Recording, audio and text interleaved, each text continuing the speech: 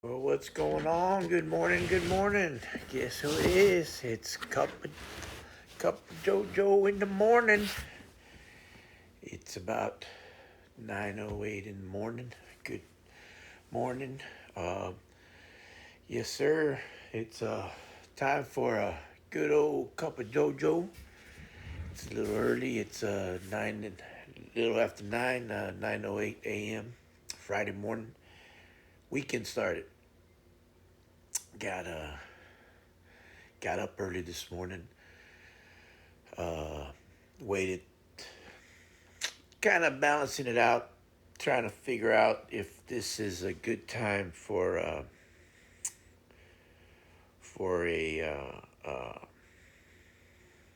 how do you say it? Just to do a chat.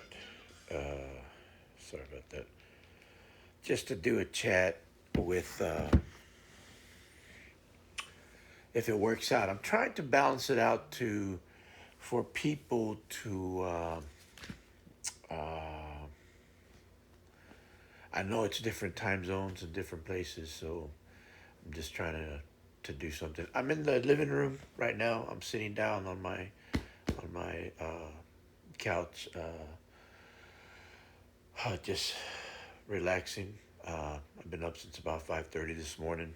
Uh, that would be way too early in some places, but I do have my cup of JoJo. As you can see, this is a cup of JoJo that I take in the morning. It's my first cup. I waited actually. Uh, the reason I waited, I have a cup of Joe. Morning, Red. How you doing? Yeah, I was just showing you this cup right here is my Taz cup. As you can see, my little Taz cup right here. I've had this cup since we moved in here in 2007. Itza got it for me. Uh, it's a great cup, and I do have my coffee in here. Uh, I only have. Oh, you're tired. How? Oh, I'm tired. I guess you've been working all night, and then I'm sorry you're tired. I hope you get to feeling better. Uh, but I'm just wanting to try to see how this works out.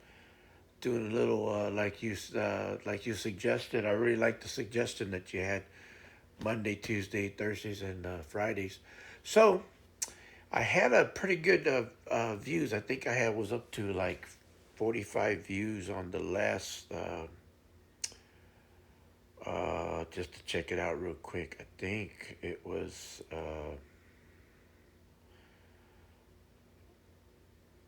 Yeah, 48 views on the last cup of JoJo chatting. Yeah, I was working in Atlas, and the chat turns walking, waking each other up last night. Whoa, wow. Okay, the cat turns waking. Well, I can imagine. Yeah, I was kind of excited that it had so many views last night. I mean, on the chat last on the last chat. So uh, I guess everybody went down memory lane. That's a heck of a subject. You can go on and on with that subject. We really like that subject is something that you can just keep going on. I mean, it's a beautiful way to go on that. I mean, it's one of those things that people can do. Awesome. I know you're tired now, Red. I know you're tired. But I know how that feels. There's some days, there's some nights that uh, I remember the nights Itza would work so late, but you know, got to do what you got to do. I think sometimes she misses that, my babe. She stays up late sometimes, and I think she misses working. Uh, and I understand. I mean, I kind of miss the shop a lot sometimes. And working is essential sometimes. I guess to me it's hard because I grew up thinking that the man is, and I have that in me.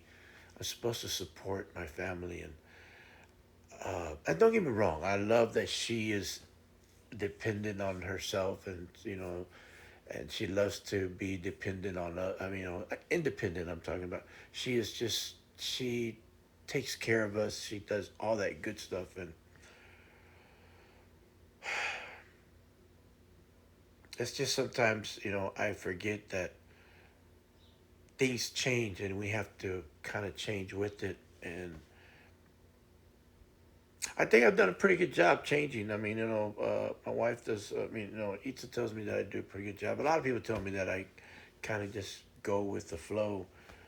I try to, but she's a hustler, man. She's good at work. She does her job in a very she's very smart. She knows what she wants, and I tell her not to settle in the workplace.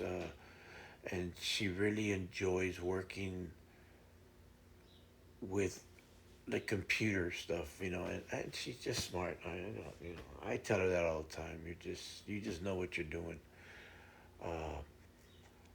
And between, I know she'll see this later, but I always between you and me, but between everybody, I really, I really hope that she finds something like, y'all, what she's looking for right now, and I hope it comes through. But if it doesn't, it just we'll just go from there. But she really she's really hoping for it, and I hope it works. But anyway, but she's doing good. But like I said, I know I put on there. What are y'all thinking today? Me, weight fishing would be nice. For everybody that doesn't know what weight fishing is, that's when you go out there and put on waders and you go out there fishing. I completely understand. I love being independent and having a job. Yeah, I mean, and I guess I grew up with my dad. My mom worked for a while. She worked at the school for a while, uh, and it was great for her because she did it, and then but she did it when we were already going to school. Everybody was going to school already, but then she just did it for a few years, and then that, my sisters had kids, and then they paid her to take care of to babysit the grandkids. So uh, I think that was a harder job than it was at school, but I was just so used to my mom being at home all the time. When I was going to school, I'd come home, everything like that. And so my mom, we we saw her not working, but she was working. She was, she was, she was a mother that stayed home, but she was. I think that was the hardest job anybody can have, being a mom. You know that. Itza knows that. Being a dad is a hard job too. Don't get me wrong, fathers. I mean, I'm not saying that being a dad is not a hard job, because we go to work, we come home, uh, a wonderful and a great dad takes care of his wife, loves her, shows her romance, shows her love, but also you got to find that time to play with the kids. I know you're tired, I know you're exhausted, and you got to find that time to play with your son, your daughters, and even if it's a little bit of, I know my daughter. Oh my God, I used to sit down with her little tea party and little things like that. And I think the most fun time I had with my little girl, and it was hard with my little girl because I was divorced and I had her every other weekend, is that it came the time when she wanted to put makeup on me. It was funny because she had her and her three friends that stayed over at the house, and I was like, Ashley, I will never leave it, let you live it. I mean, I will be so mad if you tell anybody. And it was just funny. Her and her friends put a little makeup on me. It wasn't that bad, but they had a good time. They laughed, they joked, and then we went to go to Peter Piper's, what they call out here. I mean, where I lived in Corpus, and uh, we went to go eat, and I took the makeup off, of course, and we just laughed and had a great time. But it was her thing that she had a great time, and it was something like that. But you had to find the time, and it was hard. But I think full time moms are the hardest thing that I never saw it until I grew up. You know, y'all moms. Yeah, those memories are very special. They are the most special memories that anybody can have, especially as a mom and a dad. I think a dad is.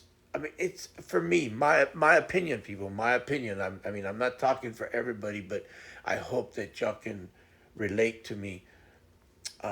It's a special bond between the dad, the son, and the daughter because it's different. You know, I mean, the mom is always nurturing, and that's just common sense because the mom carried the baby, and the dad kind of looked on and wished that what can you do? I mean, I remember my thing was Itza was she wanted a baked potato with everything on it, and I was so glad that where she wanted it, that place was open till late night, 2 o'clock in the morning, because oh my God, this woman would make me go and get her a baked potato because she craved it so much, and oh, with everything on it, and it was like, and oh my God, Red, we laughed, and we tell Christian now. I saw you like those mashed potatoes so much, boy. You just, you love those baked potatoes, and then we just laugh with bacon on it and stuff, bacon bits and all that, chives and all that. Oh, this woman. And I'd say, really, babe? She goes, I really want a baked potato. Don't you love me? Oh my God, woman. So here I go. And I laugh at it now, but oh my God, I was just so half asleep. And here I am going in the truck. It was so bad that they knew me. Hey, Hey, Joe, what's going on? The usual? Yeah, the usual, man.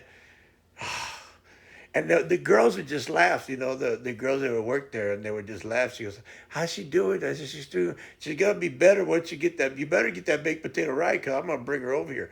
No, no, no, no, no, no! Don't bring that laughing and joking, and it was a great time. And those girls were just funny, and they would tell me, "Well, I used to crave this, and I used to crave that, and I had to have this, and I was like, y'all women are driving me crazy."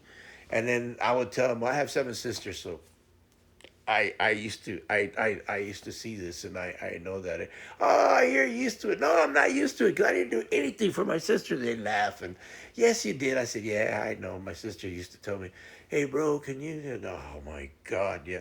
But I wasn't around so much with my sisters all the time. Yeah, French fries were the best, and Atlas wanted it, and they are his favorite now. Isn't that crazy how that actually does happen with kids?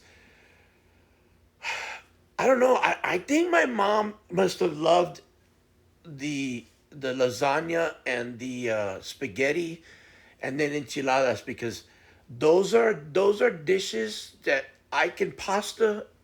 I can doesn't matter. I can munch that out until I'm like, boom. I mean, I am like, and I mean, I guess she craved that like crazy because man, I can eat that. And my sisters are like, Mom's making enchiladas because Joe's coming over. And I'd be like, well, I'm her favorite, so get over it, you know. But anyway, hey, don't forget, grab your cup of Joe, and whatever it is. Cup of Joe doesn't, to me, I know it means coffee. We were watching a show the other day, a movie that I'm watching on Netflix. It's a series, and they said Cup of Joe, and Ito was like, "Look, they're promoting your Cup of JoJo," and I'm like, "Yeah, babe, they're promoting my Cup of JoJo in Korea. It's a Korean show that we're seeing, but it is dubbed in English, so it's pretty cool. I really like watching some of those shows. Well, go get some more, girl. I know you got to stay awake. Hope Atlas and Denver are doing good. Itza, my poor babe, I know she stayed up. I fell asleep, I don't know, about 2 o'clock last night, 1:30. But I normally get up early anyway, so this is my early time for me. It is early for me. I do get up early. Doesn't matter what time I go to sleep. I'm up by 5:30, 6 o'clock. Uh, Late for me, to be honest. I mean, and Itza freaks out. My son freaks out too. Late for me is 7 o'clock. That's a late night. That's a late morning, and that's probably because I fell asleep about 4:30. You know, if I stayed up 4:30, 5 o'clock, most of the time that's probably because I slept during the night, during the day. Maybe I was hurting. I took a I relaxed. Maybe I put those Lanacane patches on me, and they relaxed me on my back or on my knee, or I took my knee pain medication and it relaxes me, and or I haven't slept too well, and then I finally my body just shuts down and says, "Hey, it's time for you to go to sleep." Like when I was sick this past week, I was like sleeping, and it was like the doctor gave me the antibiotics and all that good stuff, and it was just, he told me get rest, get plenty of fluids. I mean, I was drinking water, but I don't know why they tell you get plenty of fluids and rest, but you're drinking so much water, and pause for the cause. Gotta go, gotta go, gotta go, and it's like I tell Eats, I said, how can you rest if you're getting up every 20 minutes to go to the restroom because you're drinking water? And I'm drinking that water like it's nothing. Boom, boom, boom. Oh, but anyway, before I forget, I know that the coffee I'm drinking today, it's actually French vanilla. This is it right here. The French vanilla. It's nothing fancy. It's made actually our HEB food stores. That's what they call them. It's a big grocery store here in Texas. Was started in 1907. We used to work for them. It's like everybody that grew up working at 16, or when they get their job, that's where they work at. It's that where you push it down, that, what is it, the Keurig, whatever. But we have one that you have where you put this little cup in there, and then you have the one that comes together where you make your pot of coffee. I wanted my pot of coffee, so Ethan says, well, I still have the old pot of coffee that we used to have at the shop where I made my coffee and I drank it. But I Ita bought these and I tried it. This is the only flavor I ever drink. Ita drinks like mocha and cinnamon, whatever. She loves her pumpkin spice when they sell it in the store on Thanksgiving time. Blah blah blah. But what I do is this. This is a big cup, right? This is the only cup I have for the whole day. But it's mostly watered down because once you push that thing down, what I do is I let it run once with the full, and then I actually let it run twice. I don't open it back up, so I let it run once and it fills up, and then I let it run twice. The second one is practically all water, so it's pretty watered down because if I just drink it like that, uh, it's very sweet to me. But if I let it run twice through this little thing, the second part is just hot water coming into the cup. So, it's I mix it in, and I just water it down so it can be a good, you know, it won't be so sweet for me. So that's what I do. But but it's my Taz, the Tasmanian Devil. I used to watch that when I was a kid with the Bugs Bunny show and all them other ones, the Roadrunner, all the old Yosemite Sam. I hate that rabbit. All that good stuff. I love it. But this is my cup of JoJo that I take. So hey, cheers everybody. Whatever you drink, tea, water, it doesn't matter to me. Just take a cup of JoJo in the morning, and let's chat. Whatever you want to talk about. I'd like to go weight fishing. I was gonna tell you, For those who don't know what wade fishing is like you put on some. They're like, I guess you can call them like coveralls, but they're made of like, depending if it's hot or cold. There's light. It's like vinyl, or not so much vinyl, but they're a heavy vinyl type. So they're waterproof, so you put them on.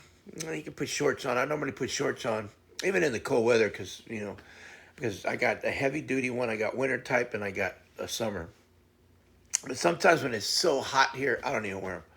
But you also get boots. You also have your boots, but I put boots over them so that they're water boots. So the stingrays, they're stingrays. So that way, if you step on a stingray, but when you're wading, you don't pick up your feet. You slide.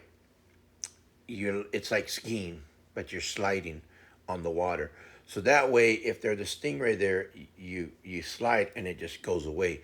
Because if you step on it, the first thing it's going to do, its defense is to put its little stinger in you, and you don't want that stuff. You can't take it out. You have to go to the hospital, depending how deep it puts it in there, and it doesn't matter because once it's put its stinger, it's a little stinger in there.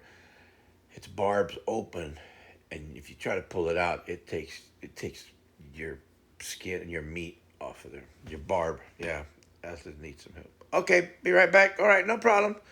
Take care of him. Make sure he's okay. So you have to take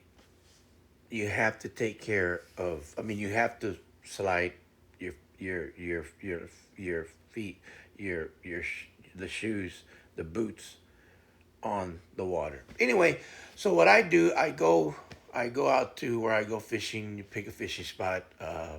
I got quite a few of them, and you just go out there and you take your baits. Uh, Type of baits I use is something like this. You can take these out like that. Like this is the ribbon. These are artificial baits. These are just plastic baits that we use. You can use them over and over. That's just a sample of what I do. Or you can use live bait, or you can use just dead shrimp. Whatever. But you take those in the bucket, the floating bucket, and you take your bait out there, and then you just use it out there, and you just.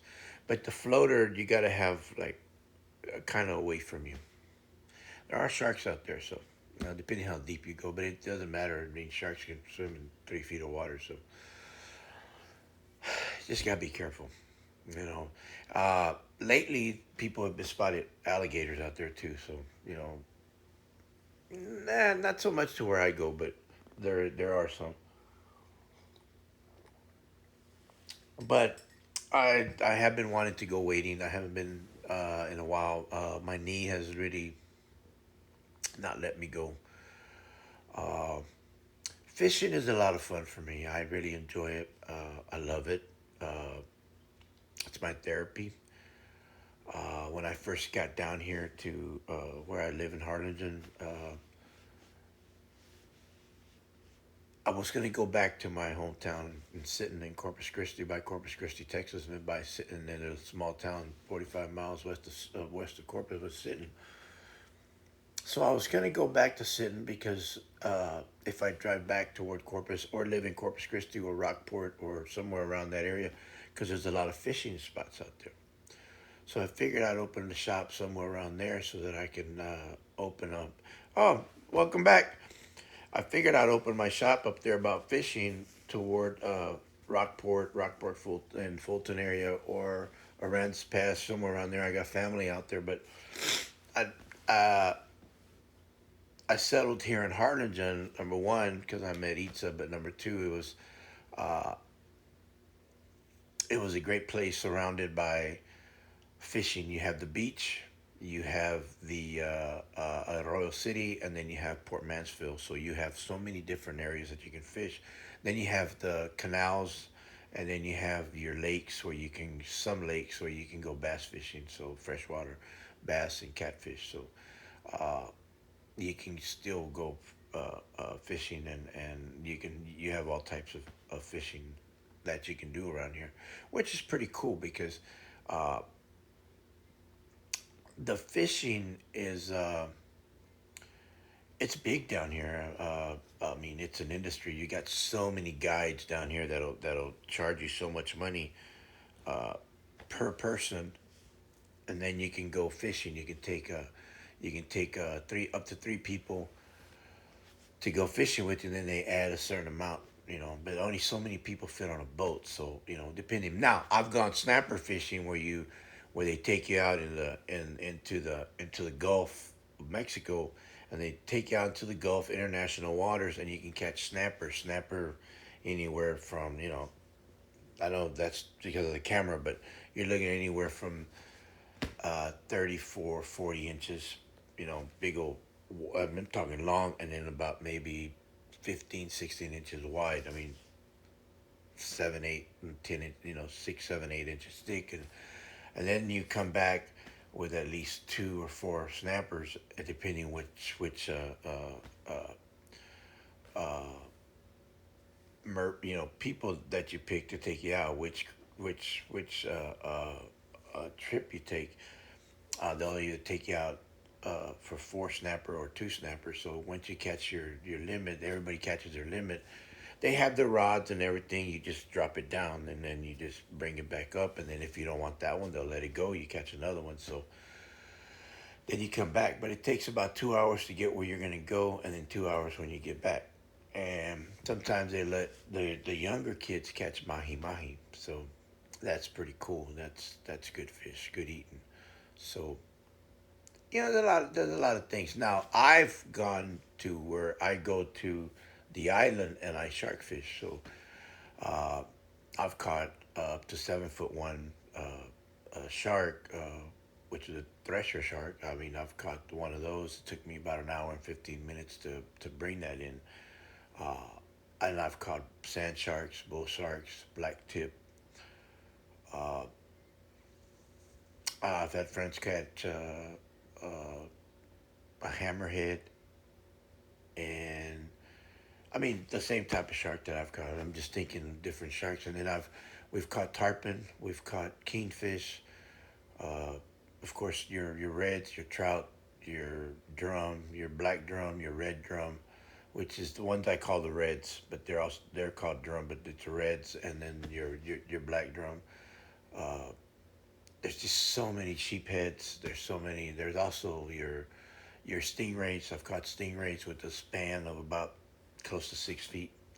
Those are huge. They take a long time. It took about 2 hours to bring them in because they like to dig themselves in the sand, and you have to play with them until they let themselves go and then reel it in. But we've had a lot of fun. I mean, I've had a lot of fun. I've stayed over maybe from Friday, Saturday, and come back Sunday after a shark fishing adventure. But you take everything. You take everything so you can. We set up a little shower port so we can shower, take the sand off, and what? I'll tell you real quick. I don't know if people know this, but my friend freaked out on me. I take 2 bottles of baby powder, and out in the sand, when you're out in the beach, the best way to take uh, sand off you, because what we did, we put like a little, we cut up. I cut up a tarp so much, and then I put it on the sand, and I take nails about, I don't know, maybe 25 inches deep long, and that way they can go deep in the sand, and then you take the tarp and you nail it down. That way you kind of tight make the little holes, and you put little metal things on it, so that way it won't tear. So anyway, you put them on there and you cut it enough where when you take a shower, when you wrap it around, you take a shower on it, uh, you won't get so much sand on it. You're still gonna get some sand, but you're not gonna get too much sand. But anyway, what you do with the baby powder is you take the baby powder and you rub it all over yourself, everywhere, everywhere, and that takes sand away from you. I'm telling you, my friends were laughing at me because I was like, "What the heck was all that baby powder?" I said, "Put some baby powder on you." He took that baby powder and he puts it on his face, and he puts it on body, and he goes, "Oh my God, the baby powder will take the sand off your body. Maybe not 100% of it, but close to 98, 97, 98% of the sand will come off your body." We used that. I used that. We used that in the military. Some of us guys would carry baby powder in the military just so we can take the sand off of us. And it helps. Just a little, as my friend would say, fun fact. Just a little, thing that some people may not know, but use it.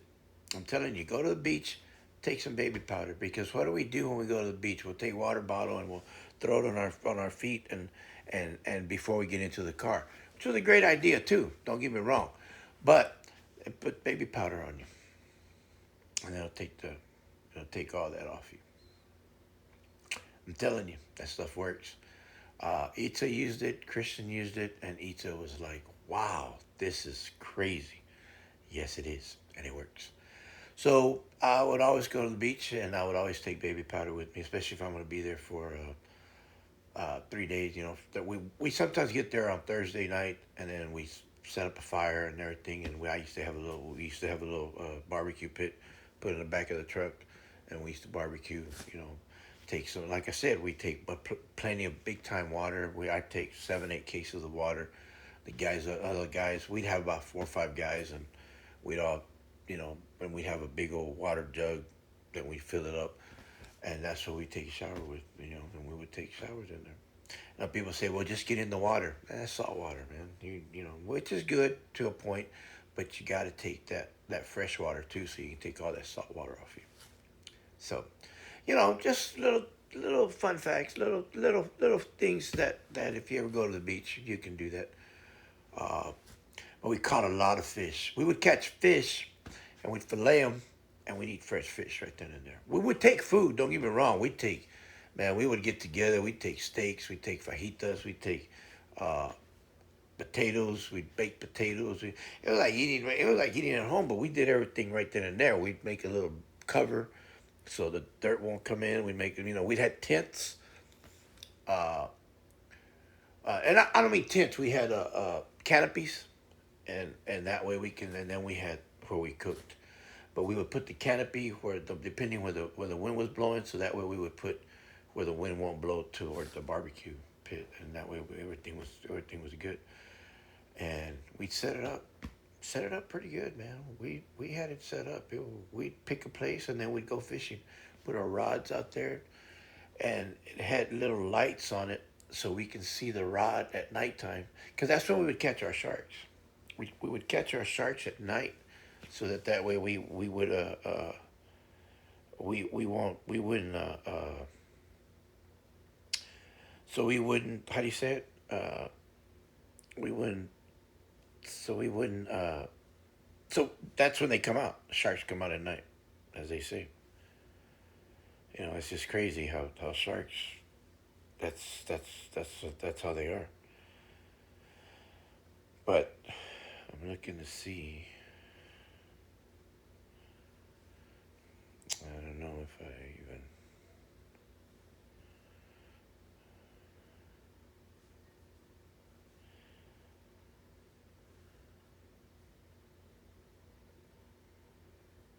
Nope.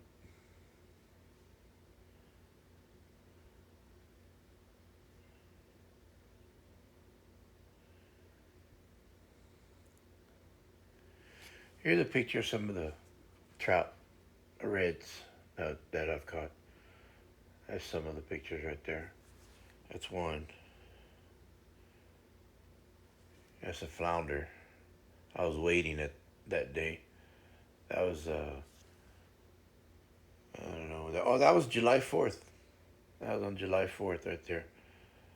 That's one of the waits. That's one of the times we were waiting out there. My buddy and I were waiting out there. That's the catch. That's some trout right there.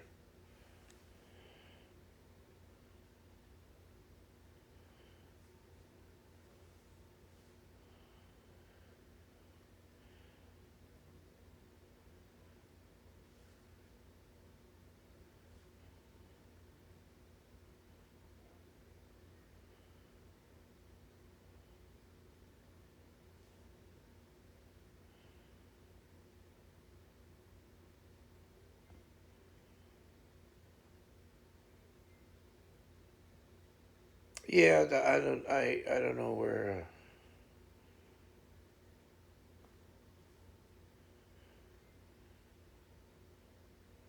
I used to have some good pictures, but I don't know. I really don't know where they all went.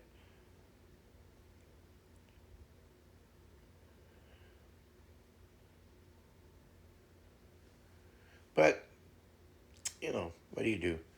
I remember we used to have a. Let's see if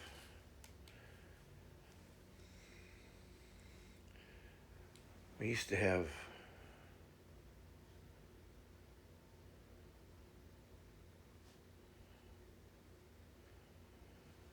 See if we can.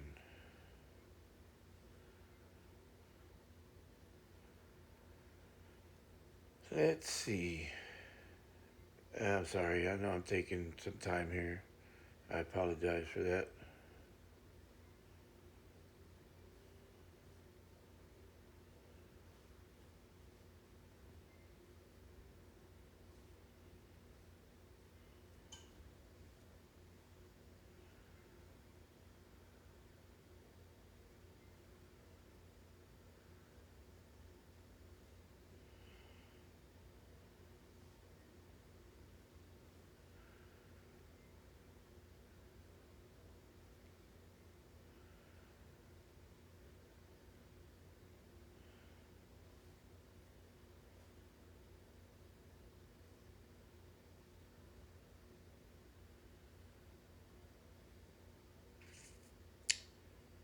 There we go.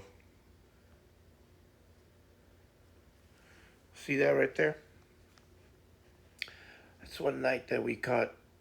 That I caught that shark right there. That's a black tip right there. That's one of the nights that we went. I ended up catching three of these black tip shark. Yeah, that's a black tip right there. And I let that go. That and that was catch and release. Those are catch and release sharks right there. We don't we didn't keep that one. We don't keep those sharks. That's a black tip. Uh, there's Dusky when he was running around. That's Isis right there. That's our other. That she lived to be 17 years and 2 months. That's Zeus when he was able to run around in the backyard. Yeah, he was a big time. These are some of the. That's one of the guys I used to. They used to be fishing local. That's some of the silk screening we used to do. That's some of the towels we used to do. And this right here, that's some of the.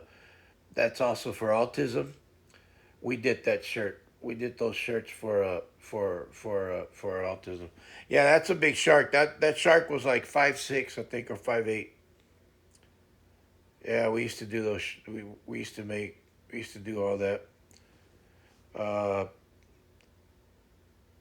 we used to do. We used. I used. Like I said, I did. Oh man, I loved. I missed catching. Took me about 45 minutes to bring that baby in, and then when I got in the water to let it go, that's it. Look at that catfish I caught with that lure. That's a lure right there. I also let that catfish go too. I caught it on that lure right there. Yeah, I had a lot of fun. I had a lot of fun doing that.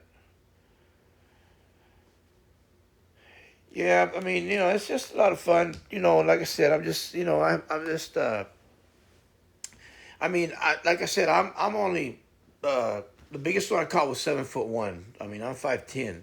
That thing was 5'8". But when I let it go, when I went in the water and let it go, you have to go in there and you have to take its time so that the water can get back in its gills and let it come out. You can't let that fish, that shark, stay out of the water for too long. He was probably out of the water for about maybe 3 4 minutes, something like that. So we grab it by the tail, and I push him back in, and I get in the water about a little bit more about calf where my calves are, and I let it go in, and then when he starts moving, you let him go. Well, that son of a gun did. Since sharks are made of cartilage, they turn on a dime. So when he went, he took off and he came back at me, and then I don't know if the guys were laughing at me. He goes, "Dang, Joe." I think you walked on water. He started laughing at me. I'm like, that's not funny, dude. He goes, man, that shark. And I ended up catching 3 sharks that day. The crazy part was when I cast it out, because I use 10-foot rods or 10 to 12 foot rods, and they're big old rods. And the reason you use them, and the weights that I used were weights that they're spider weights. So when you grab them, you bend them down, so that way when when when you when you cast them out, you reel them in and they catch the sand, so that way they won't move anymore because the waves are coming in so much, so it anchors itself down. Well, anyway, when I cast it, I messed up and it went maybe, oh man, maybe 40 yards, 30 yards, not even that far, right? So when I threw it, the guys are laughing and they go, what's wrong, man, Joe? I can't believe what. Well, I went in the water about knee deep so I can throw it in, and it was already dark. And normally we don't go in the water that at dark time because the sharks start fishing on the bait already. And I went in there and I threw it and I came back and then I put it on the pole and the guys were laughing. You ain't gonna catch nothing there, dude. What's wrong with you? I said, watch, man. I said, they're already feeding. I'm telling you. And you could see the bait fish, the whiting, and the bait jumping. And I'm going, there's something out there, man. Sure enough, I caught a shark right there, and then about 10 minutes later, another guy caught a shark, and then another guy he caught a stingray, and then I threw it again, and about an hour later, I caught like I think it was a five, I was close to 6 foot uh, bull shark. Those things are, oh man, they are bad. They are fighters. But that one was hurt, so we didn't really have time to do much about it. So we took the hook off and we released him. He stayed in the water. We released him. He was it was we brought him up close to the sand, but it was kind of dangerous because those things are aggressive. So it took. We had a guy that had been fishing long. That had been shark fishing a lot longer than two of us. So he helped us out. Thank God. And he was real good at it. He did a good. He told us, he goes, nah, let's just take the hook out of his mouth and let him go. So he stayed there for a while and he swam a little bit and then he took off. So, and the other guys, we ended up catching about maybe 6, 7 sharks that night and about 4 stingrays. And then the next night we caught some more shark, and then one of the guys caught a hammerhead, and that was cool. That was pretty cool. He caught a hammerhead, and then we ended up catching some kingfish and some reds and some other stuff. So we had a great time. It was good, you know. But that's at the beach. But that's at the beach in an area that it's hard to get to. If you don't have a 4x4, uh, we've seen regular cars uh, where the high tide comes in. If you don't read the tide, if you don't read where the water comes in, and then it takes the car into the bay, because people don't listen. People don't think that they can just take, or they get stuck in the sand, and it's pretty bad. They get stuck in the sand, and then and then we get. They call it the jetties because it's Axis 6 here in South Padre Island, Texas, and you have to have a 4x4. And if you don't have a 4x4, it's hard. You can go for just maybe a mile into it, but it's a 26-mile drive, and you have to drive it. We went to like mile 18 or 19, so we went all the way. We went like 19 miles in, and there's this little short step with there's a little small area where you have to where the waves are coming in, and you have to wait for the waves to go back out, and then you take the drive, because here's the sand dune, and the waves are hitting the sand dune, and then it comes back out, and you only have like maybe, I don't know, like the width of the car to drive through to make it. That's when with high tide. With low tide, maybe you have two widths of a car to drive on a nice day. So you have to be real careful. You have to read the, and when it's real bad, I mean the water. Not that the water's real deep. It's just that it can get into your car or your truck. And if your car, cars are low. My truck is high, but I had a Jeep. It was a 4x4, and but it didn't have a lift on it. But the Jeep was a 4x4, so I was able to go through it.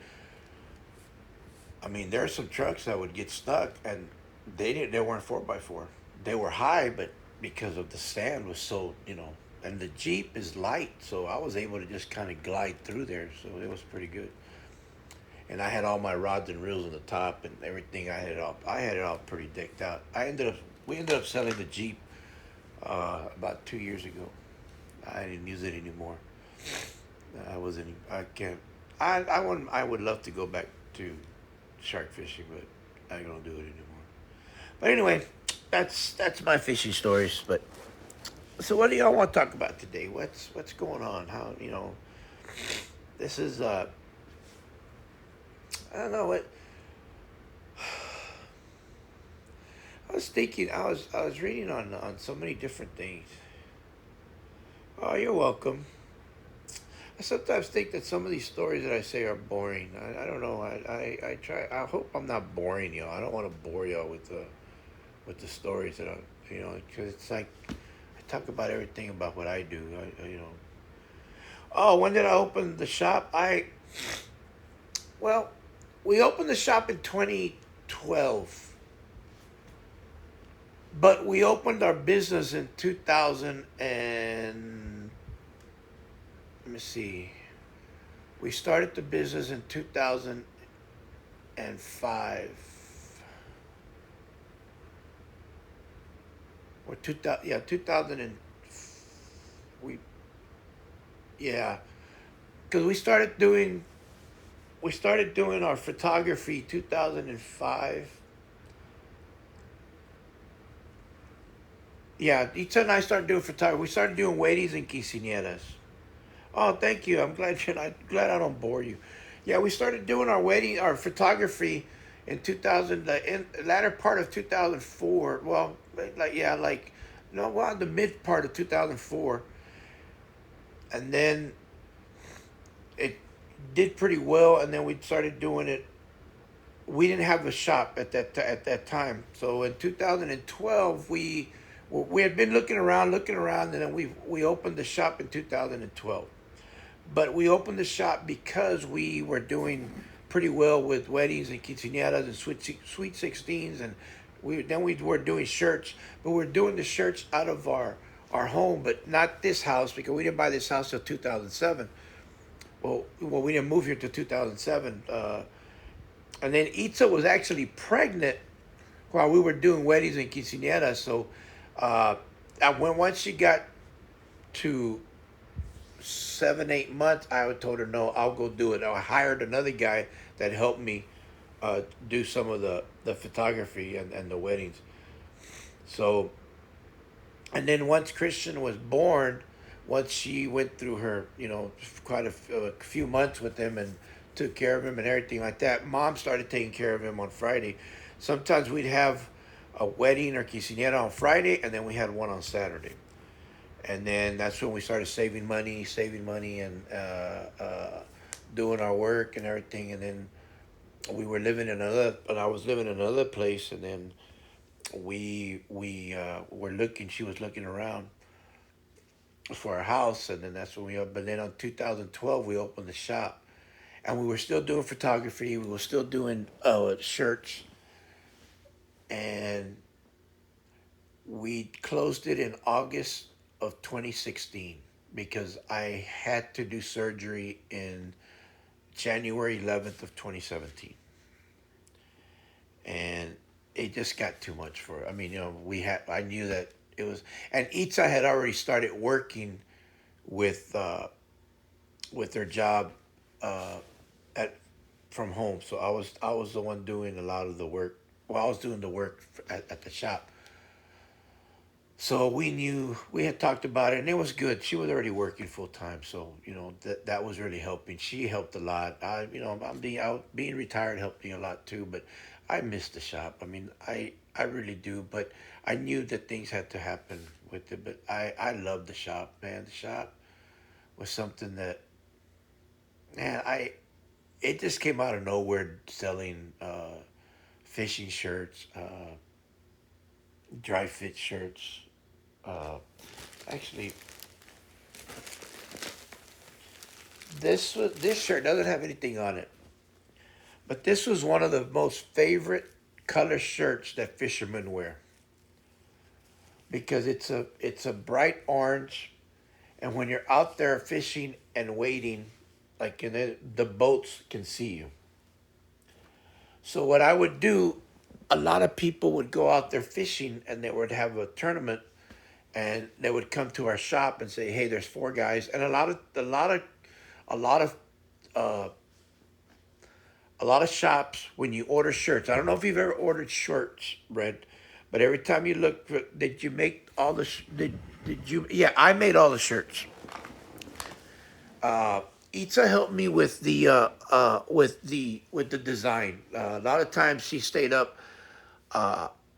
She'd do it in the morning, or I'd do it in the morning. I would fix design. We had Corel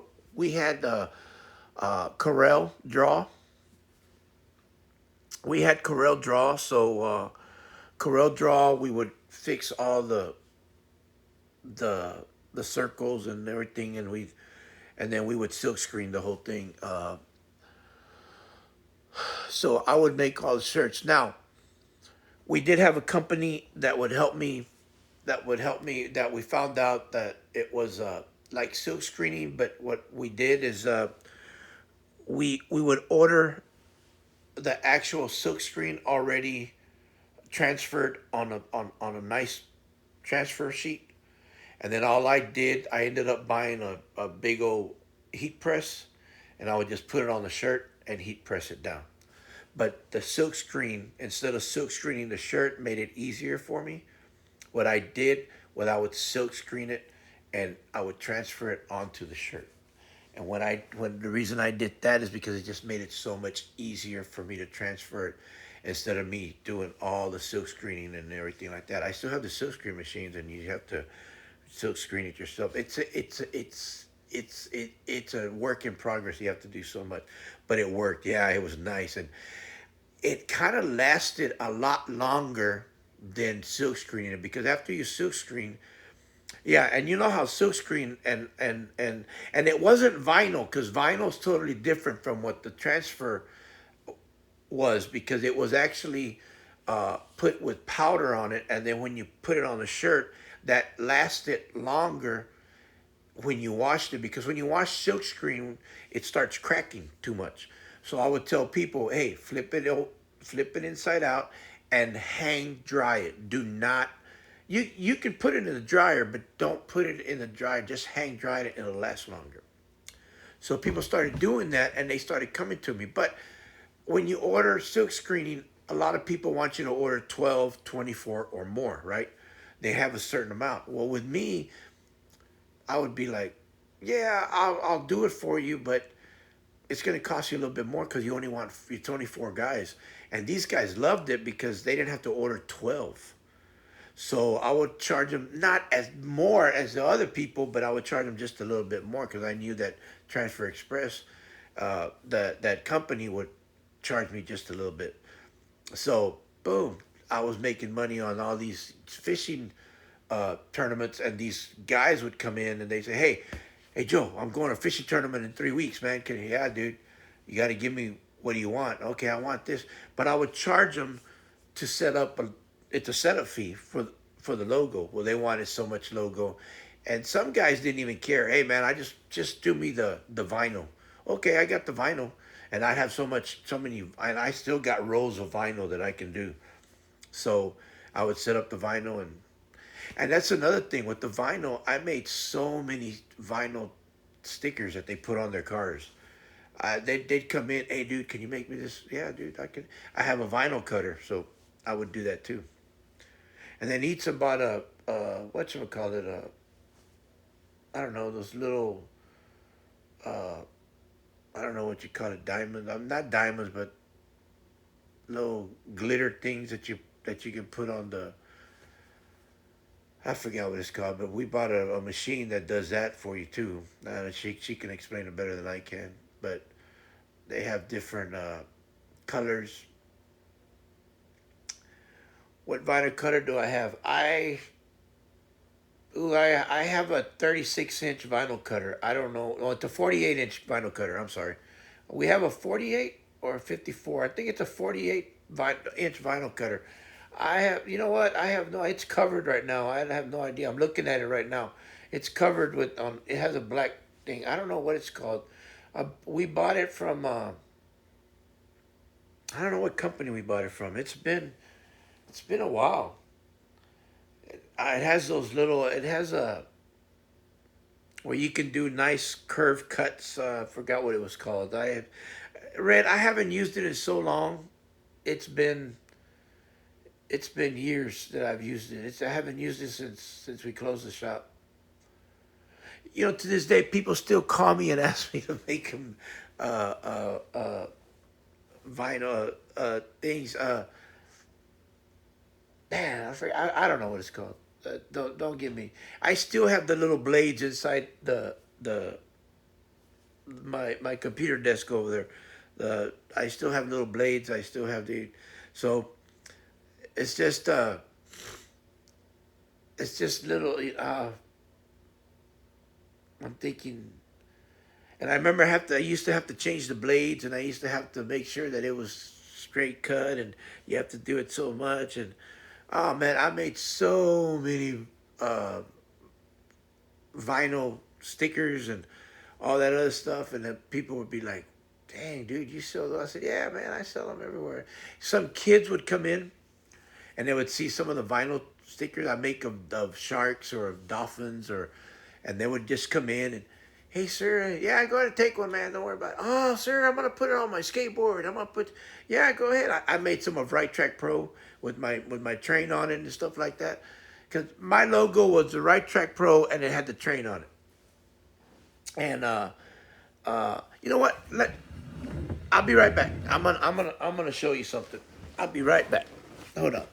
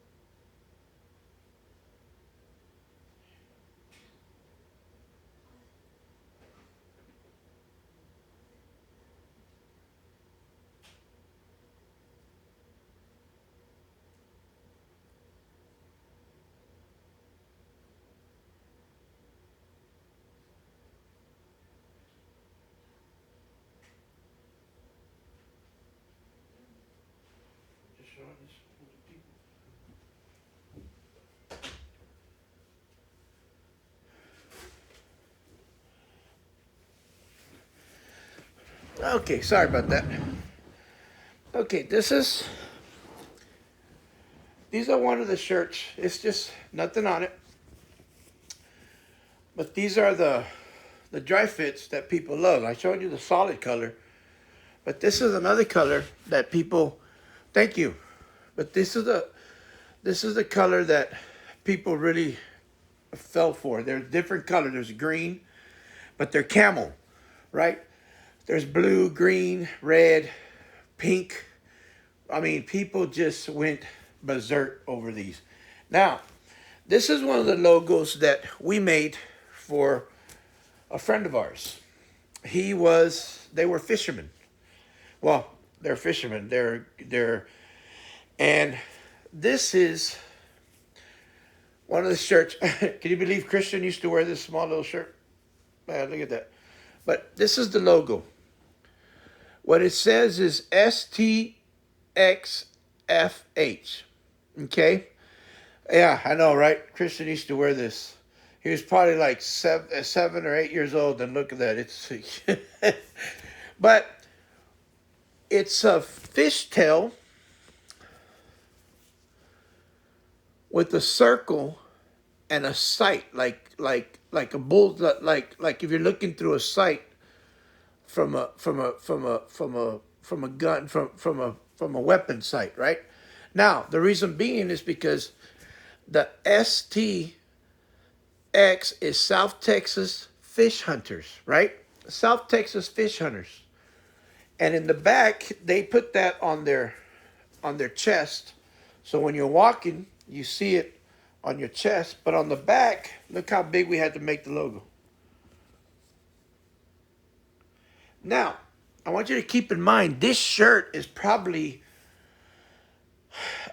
Christian is 16 years old, so this shirt is probably about 8 or 9 years old. And it's still, look at the logo, still going strong.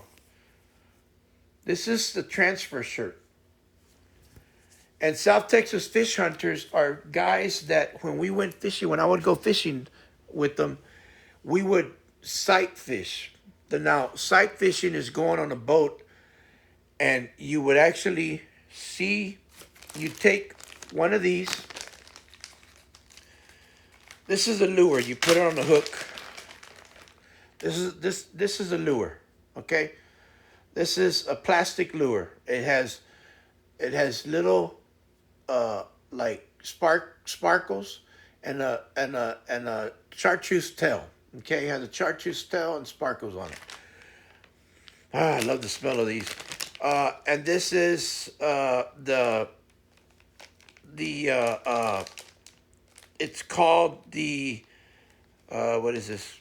Oh man. Okay. All right. Thank you for not putting a name on it. It's just a weedless worm, but it's called the stuff with farm jighead. Come on, dude. Really, you don't have a name for this? Anyway, most of the time it's just the chartreuse worm. Wow, y'all are so inventive. But anyway, here's another one. That's a ribbon. This is the actual ribbon. The EXO ribbon. It's a 7-inch bio scent. This gives scent to it. But anyway, getting back to the thing, it's sight fishing is where you use one of these. You're standing on the boat and you're looking over the water, and when you see a shadow of the fish, you throw it in front of the fish, and the fish, you reel it in, and you're moving, and then you're just making that bait, that plastic bait, look like if it's a meal for that fish. So you're sight fishing. So we made so many shirts with these guys. Okay? Now, I had to go and find a shirt that had our logo.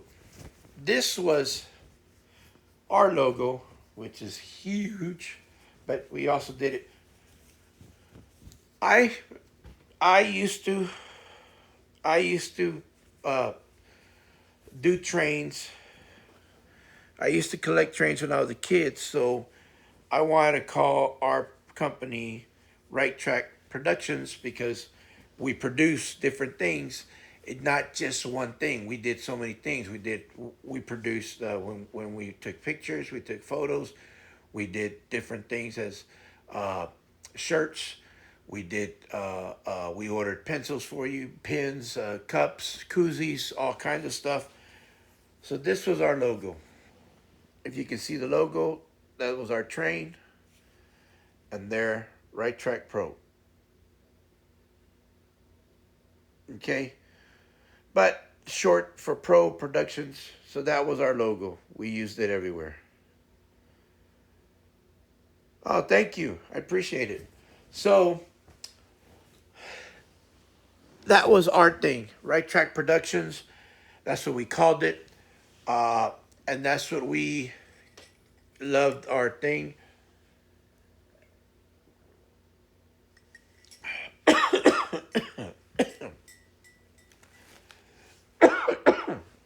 So I miss my shop.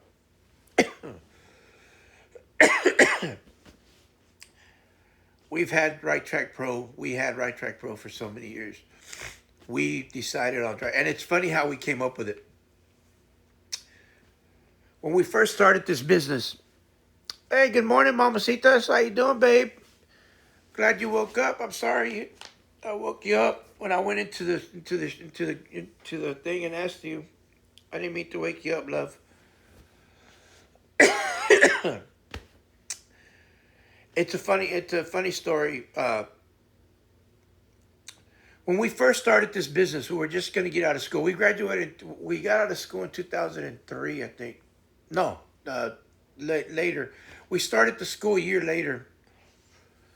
We started the business a year later, a couple of years, 2004, latter part of 2004, when we had already met.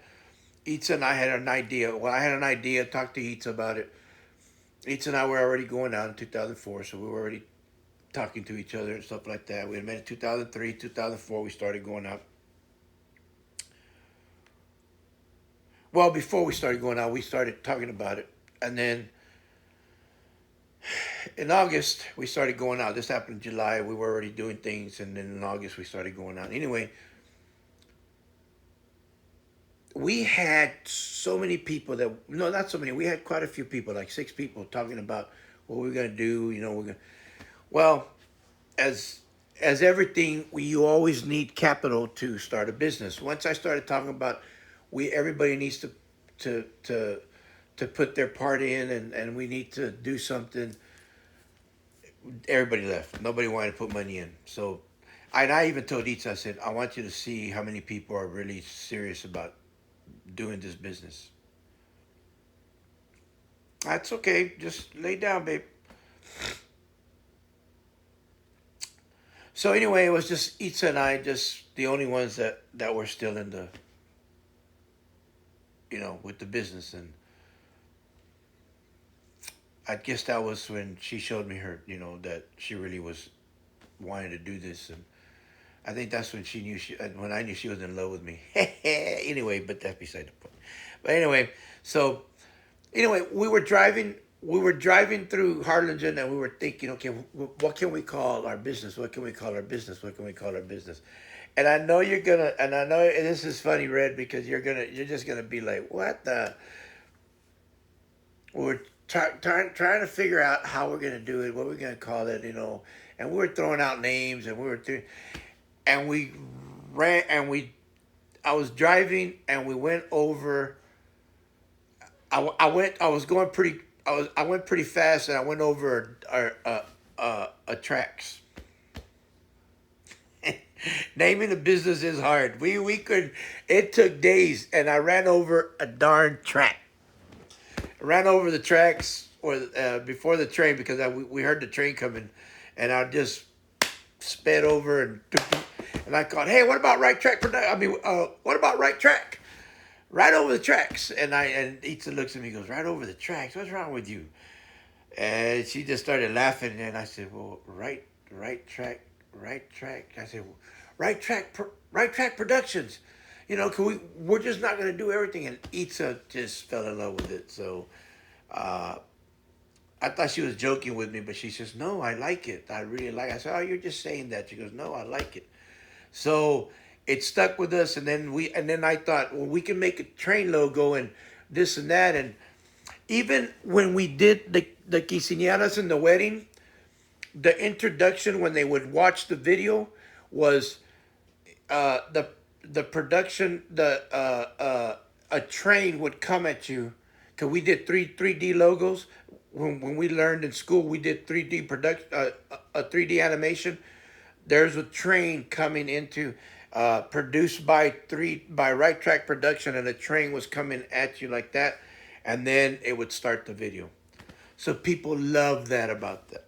So that's how we did our video, and people loved it. But like you said, trying to come up with a name is hard, and you're trying to come up with a name for your soap business. I know it. But we did that. We really worked hard. It took days, maybe weeks. It took quite a couple of weeks, I think, to come up with that. And nobody wanted to help. Nobody wanted.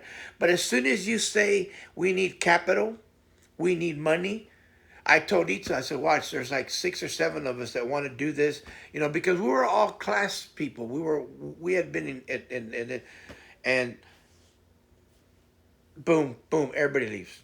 The business failed, and every name sounded like Nova Scotia because I wanted to use my last name. Ah, Red, I'm sorry. The business spelled, and every name sounded like Nova Scotia. See, and sometimes that's why I think a lot of times businesses, they got to come up with something different than what last name, or uh you know come up with something different than what the business is about. It's got to catch their name. Like people who say, "Hey man, why the train?"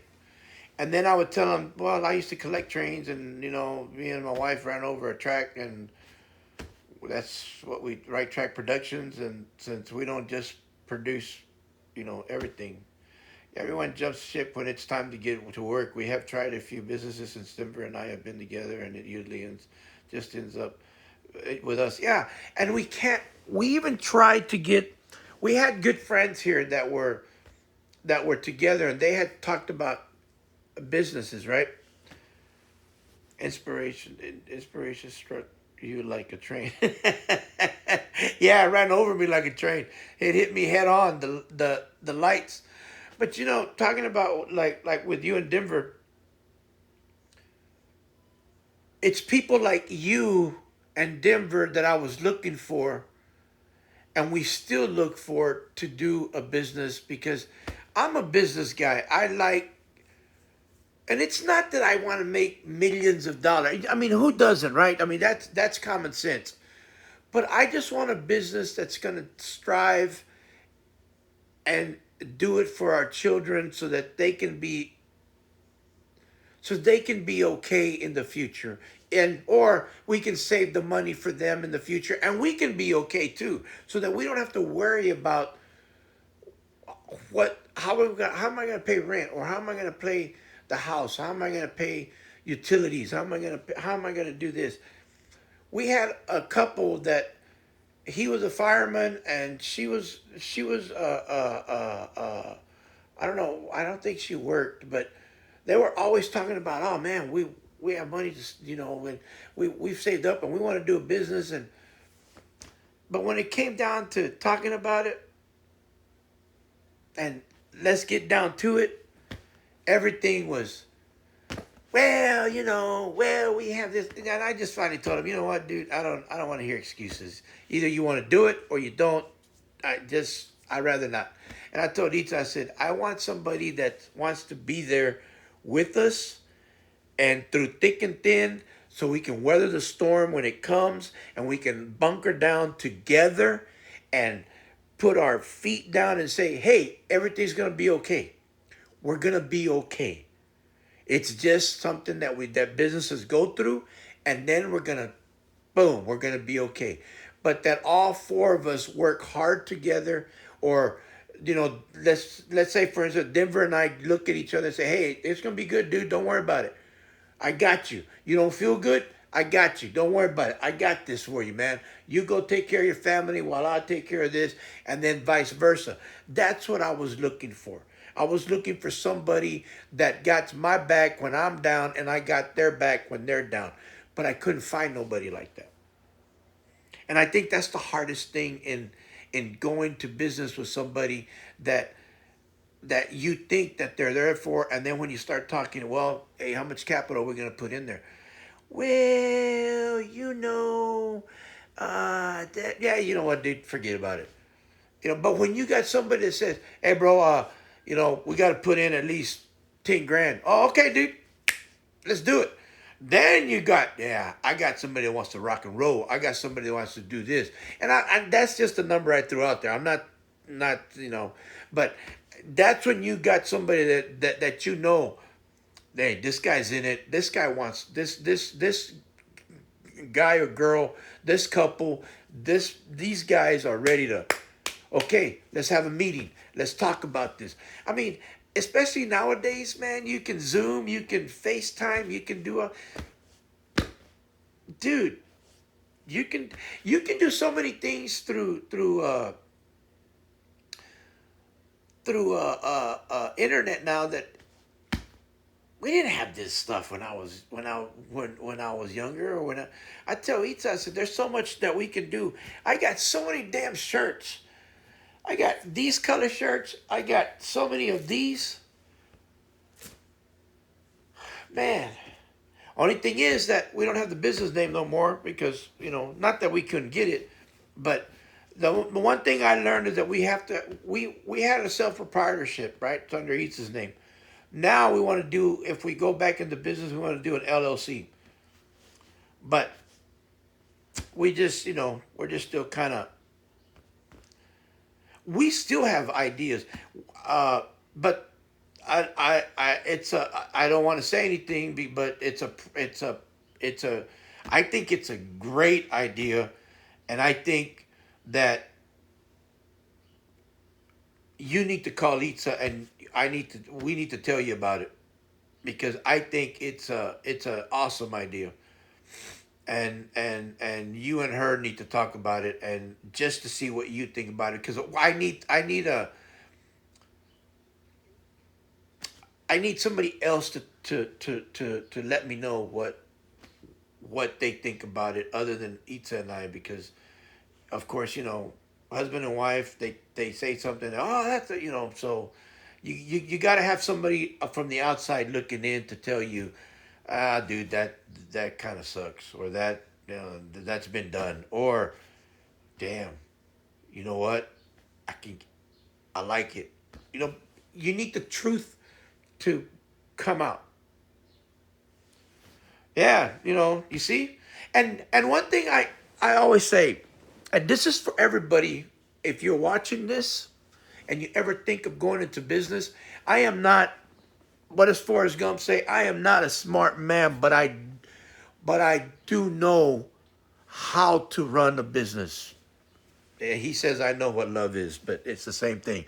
I love selling. I used to be a salesman, and I enjoyed talking to people. That's what helped our business thrive, because I am a people person. I I love selling myself. I love selling equipment. I love selling a product that's a great product, and I will not sell a product that does not work, and I will not lie to you about a product. If the product is not any good, I will tell you that's no, let it go, walk away, because it'll come back to you and haunt you later, because no, you don't want to sell a product that's not any good. I'm just telling you. I know. So I've had people try to come in and sell me product. Hey, dude, you need to sell this in your store. No, I don't, because your product, no, it's not gonna work. Sorry. Doesn't work that way.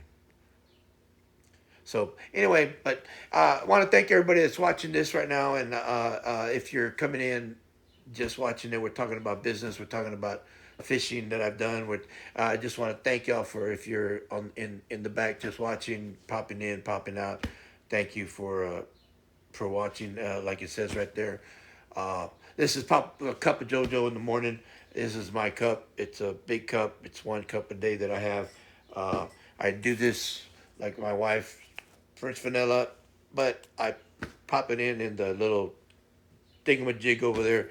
I don't know what it's called. Anyway, but I do it twice. Well, the first one is nice and sweet, but I run it twice through it, and the second one practically all water. It's waters it down for me because it's too sweet.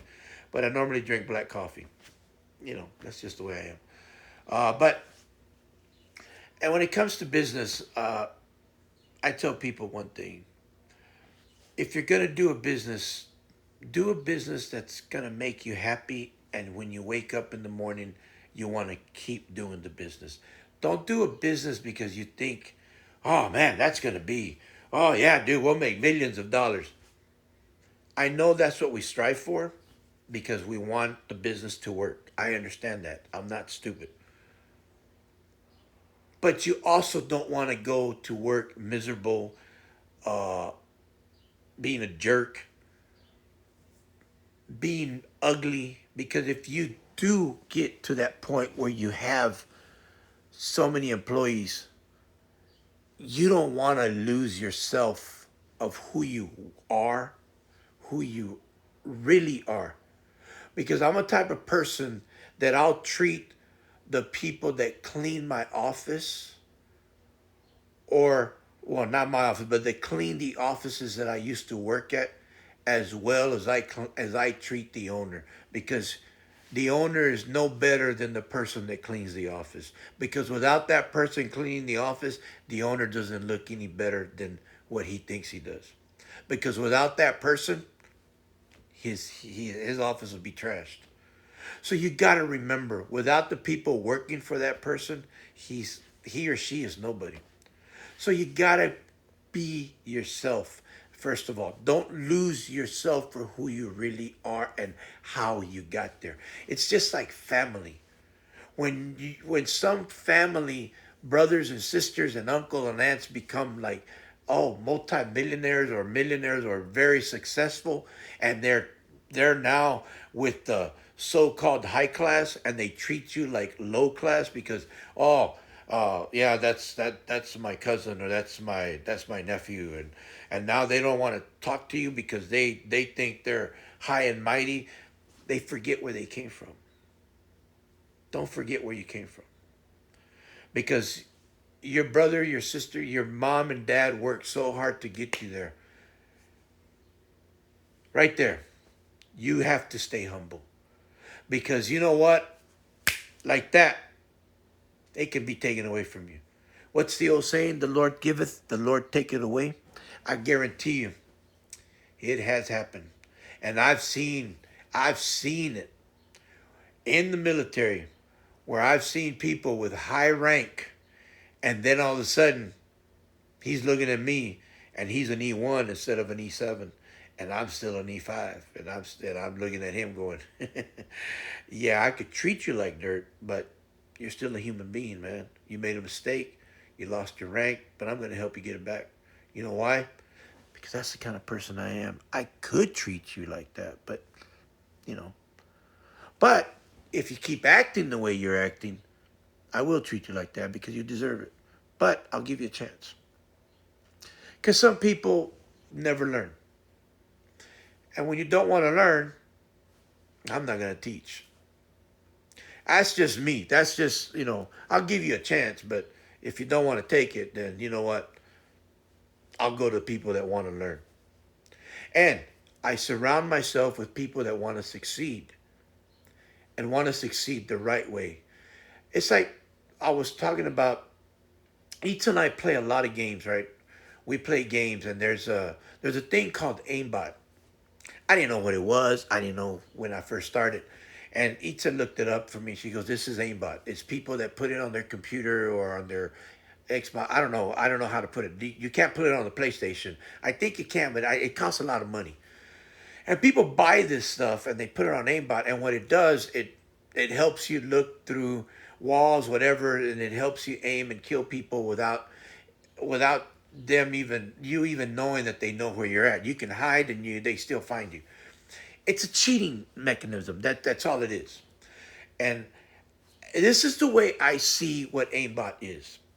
Aimbot is an instrument, and all it is helping you cheat to win a freaking game, people. It's just a freaking game. But this is what I say. If you have to cheat to win a game, and if you cheat in a game, then most likely you're going to grow up and try to cheat in life. It's a game. All you have to do is start over and play again and get better at the game. That's it. That's it. That's it. But if you or your mom and dad have to buy you this just to win a game, you got a lot of problems. You need to learn how to play this game and earn your wins, not cheat to win. It's the same thing in life. Study and learn. Why you gonna cheat? What good is that? Because when it comes time for the real deal and nobody's around you to tell you what the answer is, you're gonna lose, man. It doesn't matter. And like she says, cheaters drive me bonkers. It drives me the same way. If you cheat in a game, you're going to cheat in life, and it's not going to take, oh, it'll take you to a certain spot. But people are going to find out. It's going to find out. Believe me. And it's not allowed in our house either. But, hey, do as you will. Do as you want to. Because that's what you want to do. But with me, when I was the boss and I caught you cheating, I didn't give you any chances. You were fired. Period. I didn't care about your excuses. Y'all, well, my son, my daughter needs to eat. Well, then you should have figured that out before you cheated or before you stole from me. Because if you're stealing from me, you're stealing from my kids. You steal from my kids, I don't put up with that. You're done. You're out of here. That's just the way life is. You do not steal from my company because my company is my kids' company. That's how I see it. If you do, and I tell you that when you work for me. Because why? Because you need to know what kind of person I am. I do not put up with thieves and I do not put up with cheaters. I don't agree. I don't understand. You got a problem, talk to me. I'm an open book, man. I just come talk to me. You have, hey Joe, I really do need. Okay, well let's. What's the problem? We'll find a solution and we'll try to take care of it. That's it. You need some days off. You need this. You need that. Talk to me. But don't try to steal from me and go sell something and then act like you didn't do it. Because inventory, I know it. I did everything there. And I had a few people that worked for me and they were great because they understood my rules. Hey, man. And I gave them extra stuff too. They were, hey Joe, can I? Yeah, I take it, dude. Don't worry about it. Oh, man, but I have that. Dude, it's okay. Everything's cool. You want that shirt? Take the shirt. I was going to give it to you anyway for Christmas. And I still gave them a shirt for Christmas. Well, I gave them something, whatever they wanted. Gave them a rod, gave them a reel. And they were happy about it. And they wanted to, they didn't work for me that many hours, but they worked for me a few hours and they got paid. A lot of them just wanted, hey, I just want bait so I can go fishing. they were happy with what they were doing. And they were happy. Oh, I really like this shirt. Yeah, go ahead, man. See if they got a medium in there. What's your son wear? Well, especially Cardinal shirts or Hawk shirts or whatever, the school shirts. That's what we had, the Hawks and the Cardinals. And women and moms and dads, they love that stuff. And they were like, are you sure? Yeah, don't worry about it. It's okay. I'm not a mean person, but I'm sometimes not a forgiving person. But that's just the way I am. But anyway, coming back to business, I do have. I always have ideas. I tell Ita so many things about ideas, making shirts, doing that, but I never tell her. I never say anything to other people. And I've helped people too, where they have ideas, and all of a sudden, they go off on their own and do what I was doing, and I'm like, well, I'm glad that they did that stuff, but you know, they could have come to me, and I could have told them more. And then they want to hire Itza to be their designer, and I tell Itza, do you want to do the designer? You just tell them you'll do it on the side, and you charge them so much. But when Itza tells them how much it's going to be, they don't want to pay for it. They think designing is just like 10 minutes and that's it. It doesn't work that way. People want everything cheap. And I understand that. In the world today, everybody wants everything for free, but they don't understand that it takes time to make things, and it takes money to buy the design software to make these things, and you gotta buy it so that it can be by OSHA regulations. And people don't understand what OSHA regulations is that you can't make and sell products without OSHA regulation, without a serial number, and you have to be licensed to use that software. It's a lot of things you got to know before you start a business, man. Believe me, it's not easy. And you got to pay taxes. Oh, Lord have mercy. Brett knows about the taxes. Got to pay them taxes. They'll come at you. Got to understand it. But hey, you know what? It's okay. Because once you understand it, then everything's okay. But, like I said, uh, just being with and having an idea, the first step is the hardest, is just going after it. And it's like everything else. It's the first step that you want to keep, that you want to do. It's not the easiest. And of course, the money. I know. Not everybody has the money. I understand. Believe me, I understand. Uh, and yes, it's easier when your wife and then the husband work, or they're both bringing in some income. It is easier, but at the same time, you also have to watch your spending, and there's a balance in that. You know what I mean? Uh, that's one thing that I've learned there in my life, in my lifetime. I have messed up since in my younger years, when I spent more than what I would make because I thought everything would be fine. Yeah, making money, living single life. Hey, ooh, man, got a credit cards, got the Visa, got the Mastercard, got the other card. Ooh, yeah, baby. What? What do you mean I gotta pay? How much I got? What do you mean I got $200 or two something a month? Man, how much did I spend? Oh my God, Jesus! Oh Lord, oh man, there goes my paycheck. And I'm eating soup. It's a harsh reality when you gotta. Okay, no problem. It's a harsh reality when you gotta figure out that you gotta pay back everything. But what do? You pay it back, and you struggle, and you struggle a lot. I did. I struggled way too much. Man, it was bad. Yeah, it was real bad.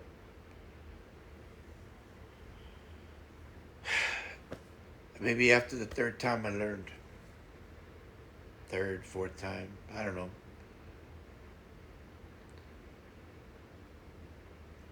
Yeah, one thing I learned about doing pop cup of JoJo in the morning, let this chatting is that everything we talk about just goes down memory lane, and it doesn't matter what I talk about. Makes me think of, would I do things different if I started all over again? Probably not. Probably not.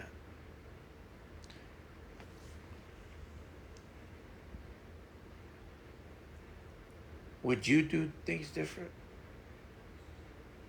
Let that sink in for a little bit.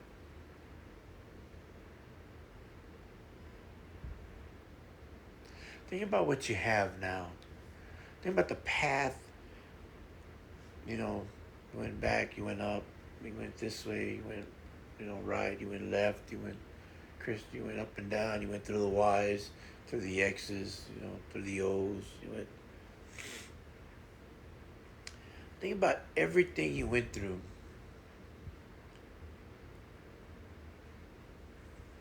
The good, the old saying, the good, the bad, the ugly. Would you change what you've gone through? Everything you've learned?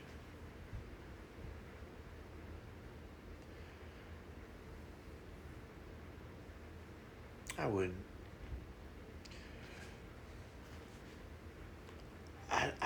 I can't think of anything that I would change.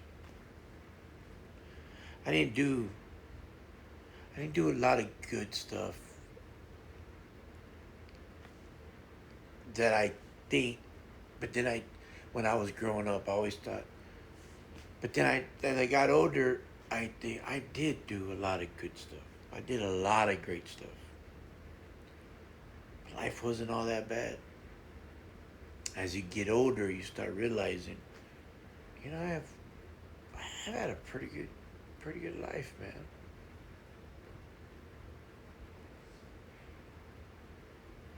But my thing is,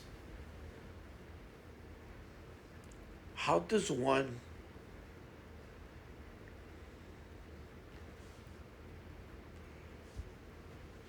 figure out where to go from where you are right now? You just put one step in front of the other and get positive about yourself. At least that's what I think. But be happy. Quit being so miserable. I used to get miserable sometimes, all the time. I used to be so mad.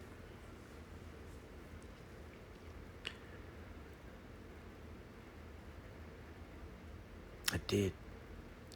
I used to be so upset at everything. I used to be. I used to hate the world. I used to hate everything in it. I used to be the person that didn't want to talk to anybody.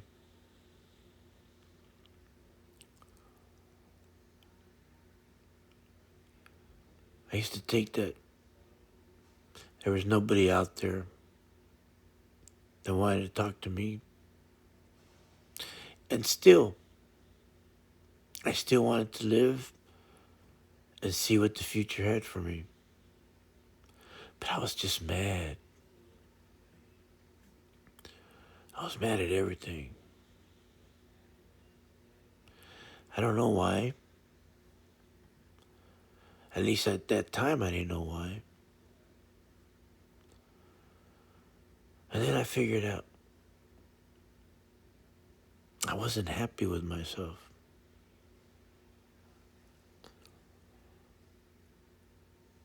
I was upset of things that I couldn't control.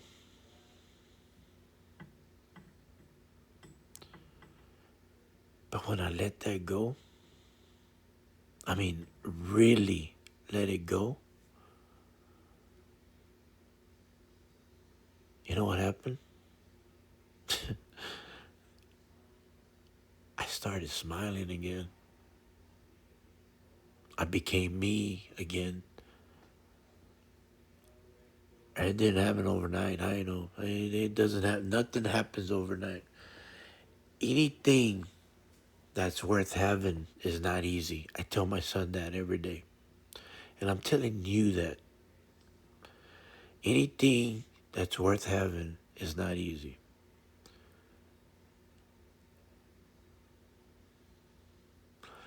I found that if you work on you, everything else falls into place.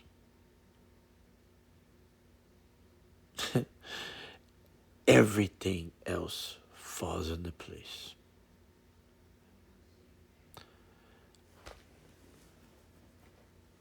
It just does, man. It just does. I don't know. It's crazy, but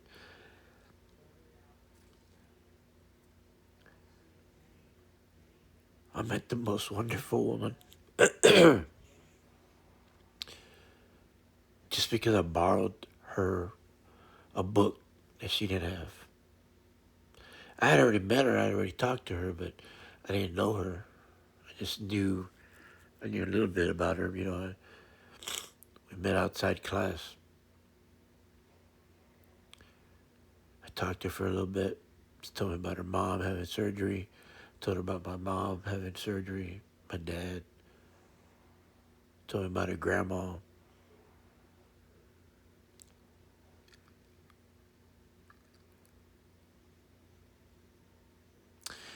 And I just went through there. And I had already figured that I needed to be happy for myself. So I just started school. I just came over here to Harlingen and I just started school. So I figured that it was time for me to be happy for me. So I met her and I just, we went to class and uh, my instructor told me that, does anybody have a book? And I said, yeah, I have it. So I gave it to her. I let her use it.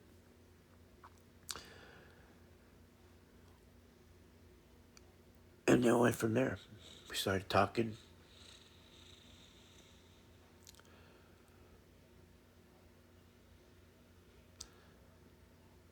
It's funny. This was in August of 2003. And then we just started talking, and we didn't talk all the time. I mean, we said hi to each other, but we didn't talk all the time. We just started talking, and we just started saying, "Hey, what's going on?" and hi, and "Hey, did you need the book?" I said, "No, it's all right. I have another one. I went to go buy another book." I just so we joke about it now. I told her that she just you just stole my book. We would always tell her, "Can't believe you just stole my book." She goes, "Well, you say you don't want it." I never said that. They joke around, laugh. I just knew she needed the book, so I gave it to her. But anyway, it was fun. I mean, it's funny now, but it was good to help her because it made me feel good. So I just gave it to her. And then you know, just went along with my day, and I did. I went back to I was going to school, and I'd go home, and I'd cook, and I'd eat, and had my two labs with me, and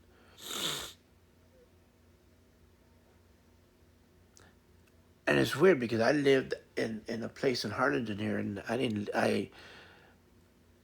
it wasn't the best part of town where I lived, but it wasn't the worst town, but I mean the worst place, the worst part of town, but it wasn't. It was like in between. So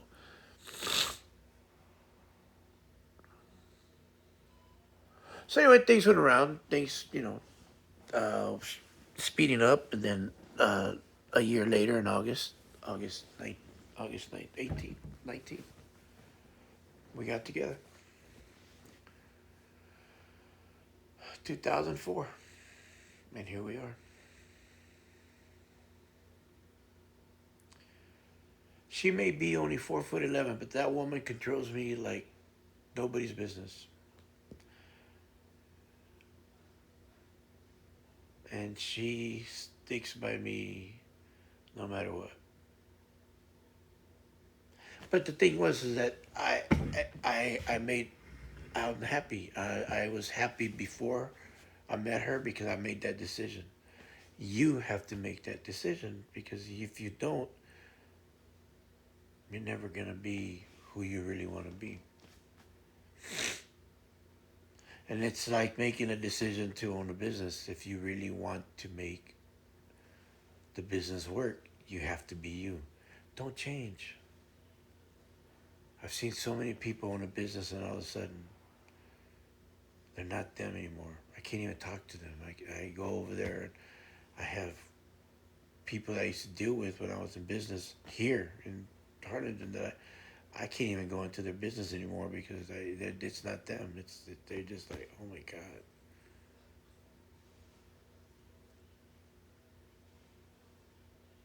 And then I have some that, man, they're crazy just as ever. Funny. They're I go into business and hey, what's going on? I haven't seen you in a long time. Yeah, man, how you been? How you feeling? They want to know how I'm doing. They want to know, why am I not fishing? Why am I not doing this? They know, but they want me to go fishing. They want me to go with them. They need to go. We need to go do this. We need to go do that. They're good people. A lot of them are good people. But you're always going to have those bad apples in there, and that's just life. That's just the way life is. But you don't have to be one of them.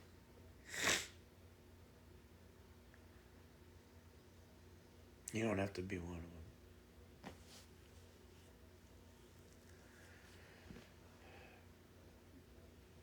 You know,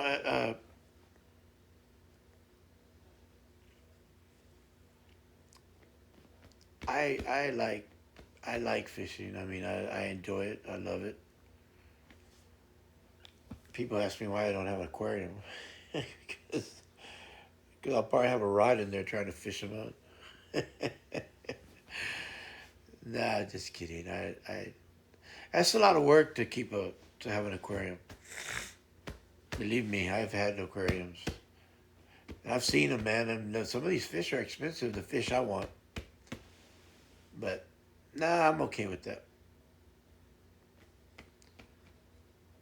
Really excited to making some fish, so we can put it on the on on the chat. We can, my wife's probably gonna film me. I mean, film me like I'm doing a movie. But she's gonna go ahead and hold the iPad while I'm doing all the preparing of the fish. I don't know what kind of fish we're gonna make, uh, but I'll prepare the fish. I'll grill it, and I'll also fry some fish. My son loves the fried fish, uh, so we'll do that. We'll put that on Twitch so that way we can do that.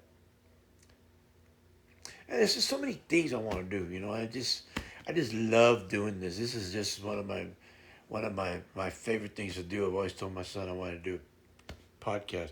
I would like to do a podcast with him, but that's my son. I don't know. He's probably like, I want to do a podcast with you, Dad. Come on, you're an old man.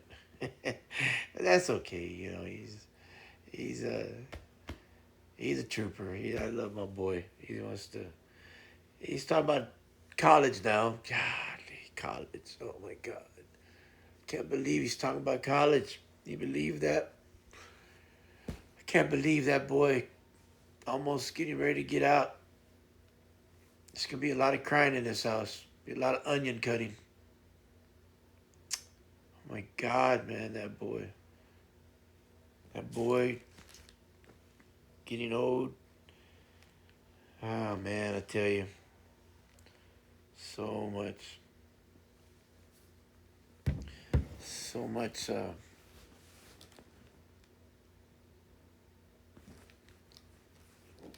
so much time has gone. The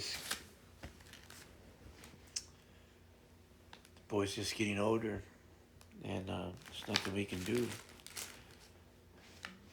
I sometimes wish we would go back to the days that he was 5, 6 years old, and we'll be fishing out there, and wading together, and My wife catching her first stingray and yelling like a girl. Love you, babe. Yeah, but just having fun times. She caught her stingray, about maybe little bitty stingray, small stingray. Yeah, it was fun. It was a lot of fun. My son caught his reds and trout. Caught a catfish. Ah, good times, good times. I tell you, we had some good times. Yeah, it's just a lot of fun seeing him do that. I just wish we were. Yeah, don't you wish sometimes you just had those days back with your kid, or even with your mom, with your dad.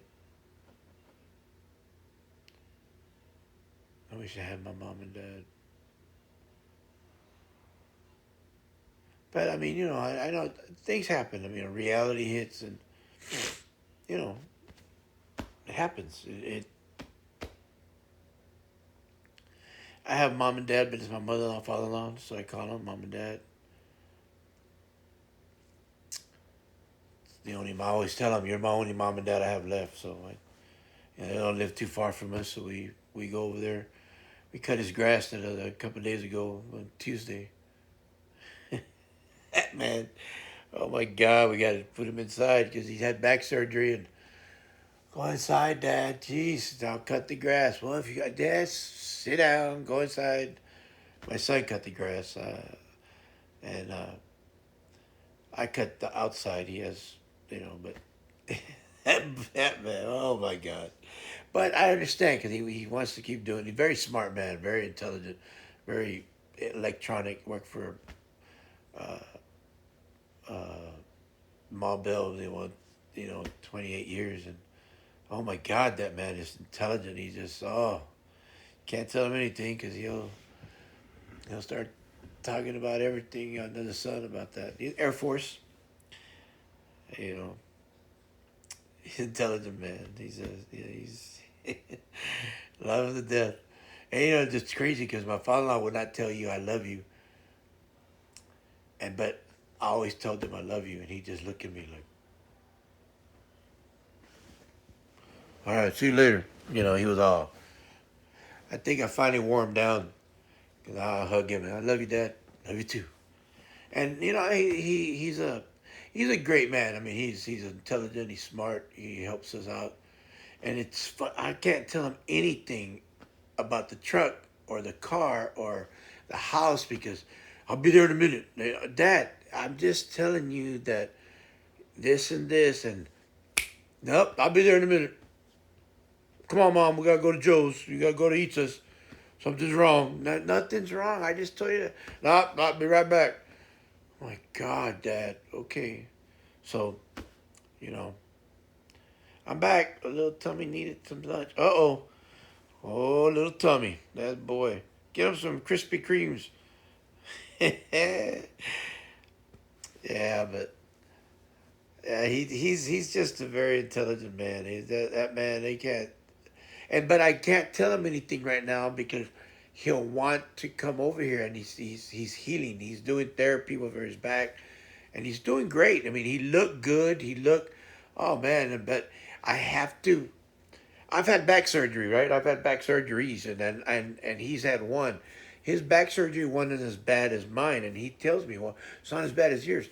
I understand that, Dad, but you still have to do what the doctor tells you. The therapists know what they're doing.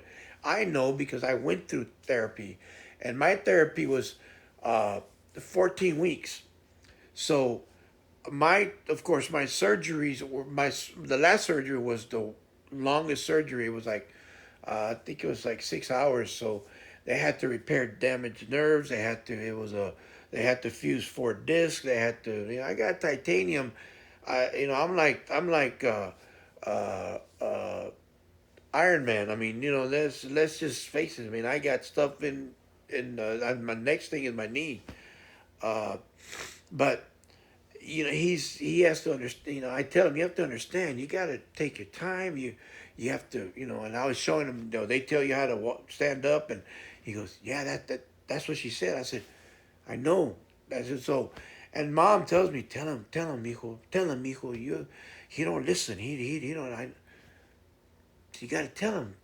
So, and he got this device that you put on your back, and you have to hook it up to this little fresh thing, and it ices your back. And I'm going, dude, you got to use that, man. I mean, use it. Don't it's and mom gets mad because he doesn't want to use it, and I'm like, they give you this device for a reason, Dad. So use it, dude. I mean, don't. Okay, okay, okay. I'll start using it.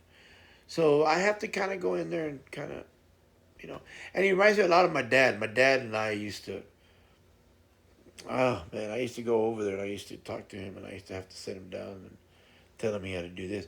And he would look at me, you know. Hey, thanks for the follow there, Josh Josa. I hope I said it right. Appreciate the follow, man. Uh, welcome to Cup of Jojo. This is my stream here. I just talk about anything, everything. But I'm talking about my father-in-law. I had surgery.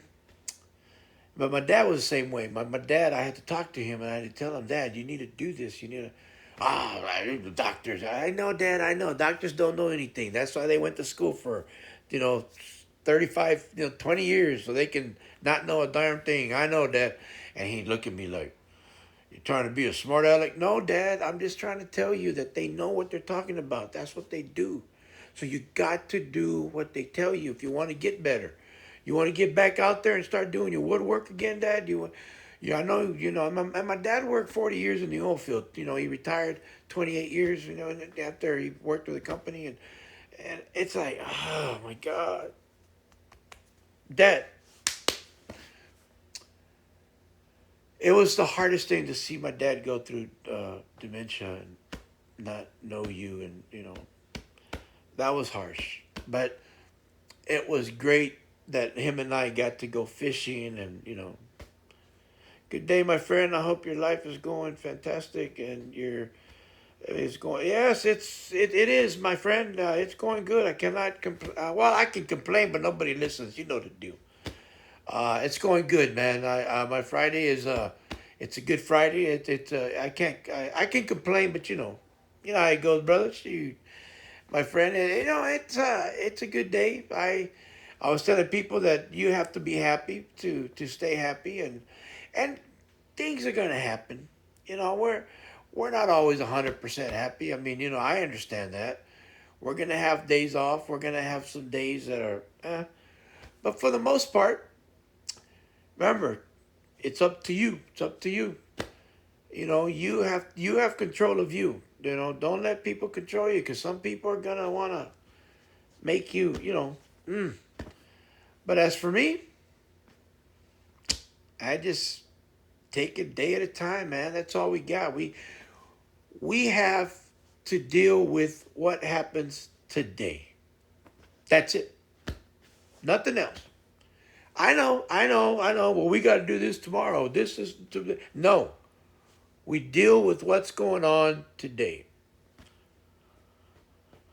Hey, thank you, man. I appreciate it, mate. Damn, I appreciate that, and I'm glad you're all ears, man. I mean, I'm just trying to. I love doing this. I enjoy it, and uh, I've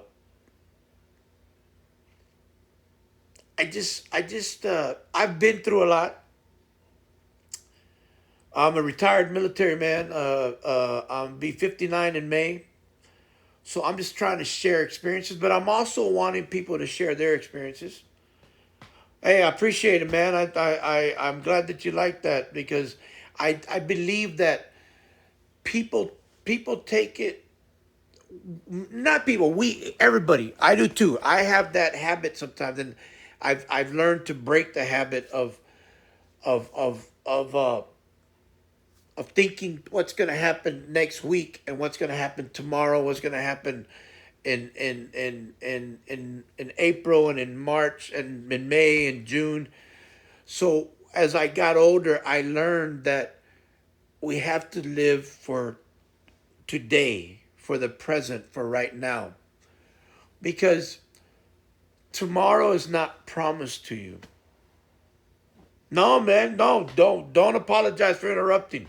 I love people interacting because that makes it even better for the chat. That's why it's I want people to chat with me. I want them to bring to talk to me. I want them to throw what they think about it because it makes it interesting for me. I want people to know. I want to know what they're thinking. I want you to tell me what you're thinking about what I'm saying because it makes me feel good that people are actually listening and appreciating it. Because my thoughts are my thoughts, but I hope that it's good for y'all to.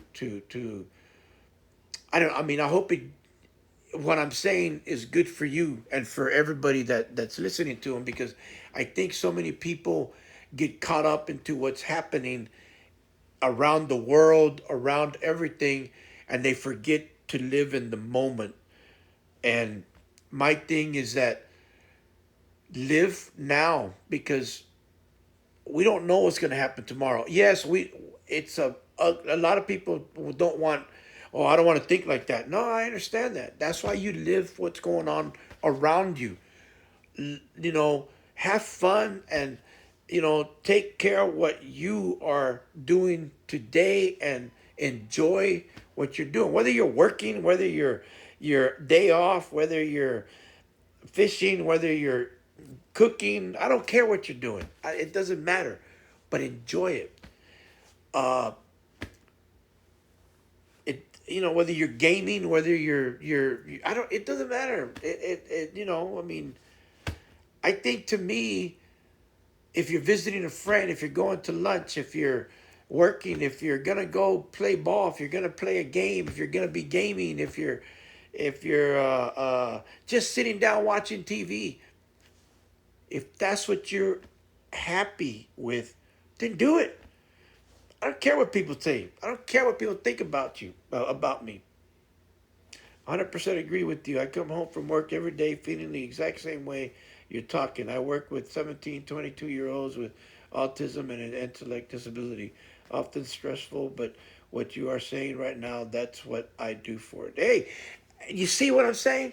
That's what I like to hear. That's what I want to interact with and then let y'all tell me how you feel about that because it's like I don't want to hear just my self talk. I want to know what you think about it. I want to know how you feel because this is interesting. This is hard work for you. Oh my God. I mean, people don't understand how hard it is to work with autistic kids and the disabilities. I mean, that's a lot of work.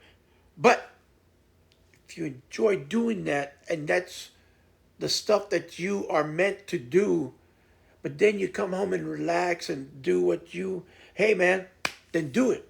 Relax. Come home, take your shoes off, relax, I don't care, have a beverage of water, Coke, beer. I don't care what you're drinking.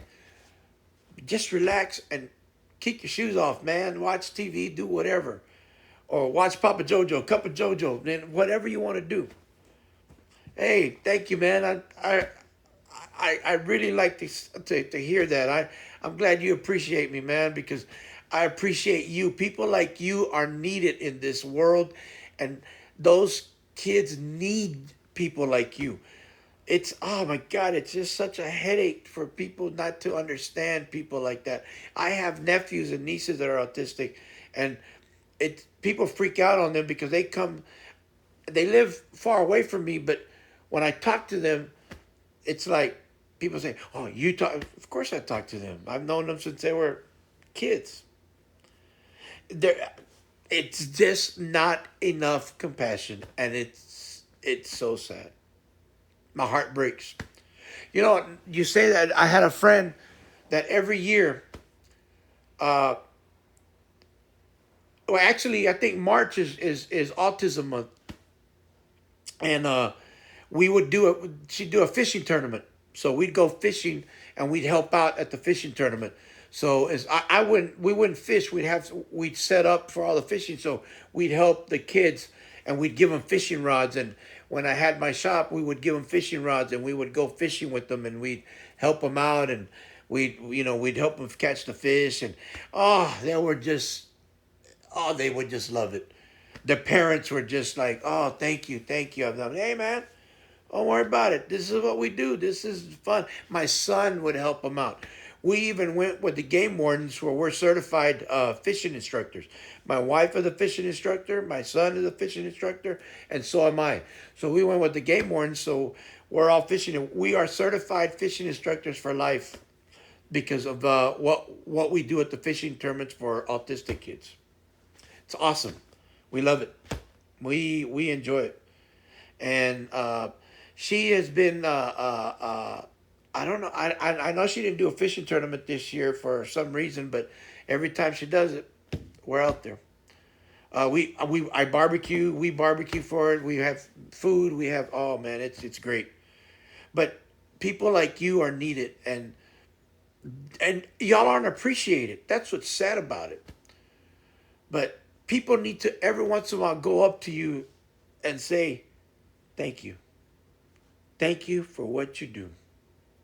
And and you know what? Now that I say that, every time I go to the grocery shop, every time we do curbside sometimes, and sometimes I have to go to the grocery store and pick up some waters or pick up some bread, whatever. I look at that person that checks me out, and I look at her or him, and I look at them, and I see their name tag, and I tell them, "Hey, Jessica. Hey, John. Thanks for what you do, man. I appreciate that. I appreciate for what you do. Thank you for putting up with all these people. And you know what? In these times, I appreciate it." And they smile at you and they look at me and they say, what do you do? I said, "I'm retired military." "No, well, thank you." "No, no, no. Don't worry about me. I've done my job. It's you that are doing your job now. Thank you for what you do. And you are so much appreciated, man. You are loved, and don't ever forget that. Jose, thank you. You have to understand that I don't just say this because I'm on here. I say this because I mean it. And I have lived. I'll be 59 years old, and this is the hardest thing for me. That when I was growing up, I didn't have a lot of appreciation for people that did work like what you do. Not that I didn't have it. I just didn't say it. But I was young and stupid, ignorant to the fact that I should have said, "Hey, thanks for what y'all do." But when you're 18, 19, and you're in the service, you think that you are, "Oh, I'm a badass. I am." No, you're not. You're just a young kid that joined the military, and that's it. That is it. And yes, he is doing incredible work. You're right, Red. He's doing incredible work. And I really think that he deserves. That's from me, my brother. That's from me, man. Thank you. You are doing awesome. Oh, thank you. I tried, man. I tried, but I just, me. I love to do this. This is what I do. This is what I do. Ah, the hearts. I love you. Love all of y'all. I speak. As I got older, I figured out that you just got to say how you feel. Quit hiding what you really want to do. We would volunteer before the plague, so I totally understand. Oh man, my heart just when I was younger, I think about when I was younger, and I think so many times I passed up people doing things. You're way too kind to me, and right there. Both you and Joe and Shadow, you're amazing people, and thank you for that. I super care and appreciate you both. Hey, thank you. You're welcome, and back at you, back at you, 100 folds, 100,000 times, an infinity. Because everybody that does what you do don't get the appreciation and the thanks that y'all deserve. It's not easy.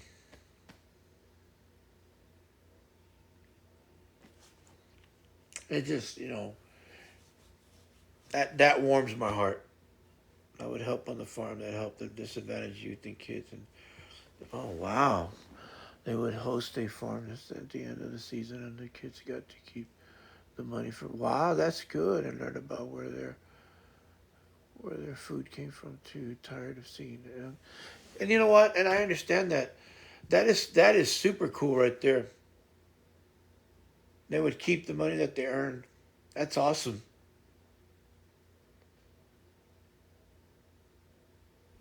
Man, that's if kids would only if we could only get more people to help kids understand. We lose what it what was it that it was important to everyone that they got some spending money for things they wanted. Yeah, exactly. But they earned it. That's the key. They earned it.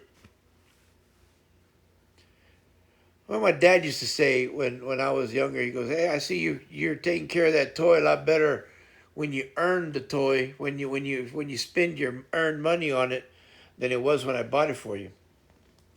And I was like, "Huh?" Yeah, when you work hard, you earn your money, you go buy it with your own money, you take care of it better than what you do when I buy it for you because you didn't spend your money for it. And I was like, wow, they got to take home the things that they were. Nah, strawberries, broccoli, cabbage. You're making me hungry now, but man, that is awesome. So everything they did, they took home. That was my own personal self. I never felt more fulfilled than I do right now. The money means nothing to me. I got you.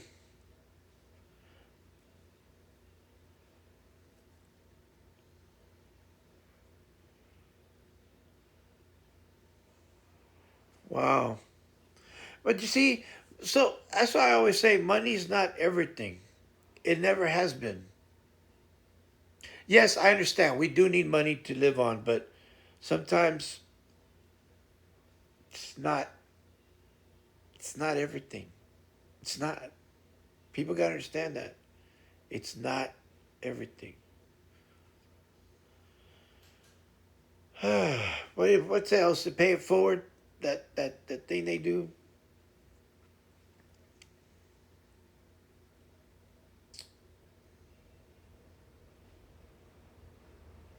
Man, what else help out families? Wish I had the green thumb to grow all that stuff.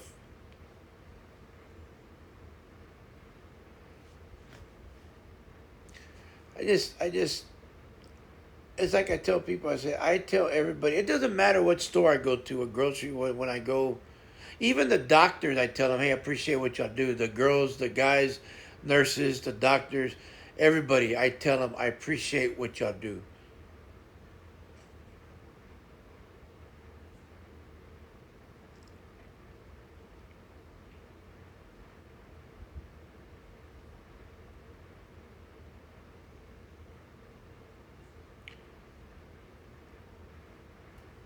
I hear you, and I agree with you, Jose. I mean, I think paying it forward is a great thing. Uh, so many things that we could do if I try to pay it forward as much as I can. It's sometimes it's hard because you just have limited income to take care of yourself, and then but whatever I got, I'd still here you go. I try to as much as I can, but it's a great feeling when you do stuff like that. I don't know, it just makes you feel good.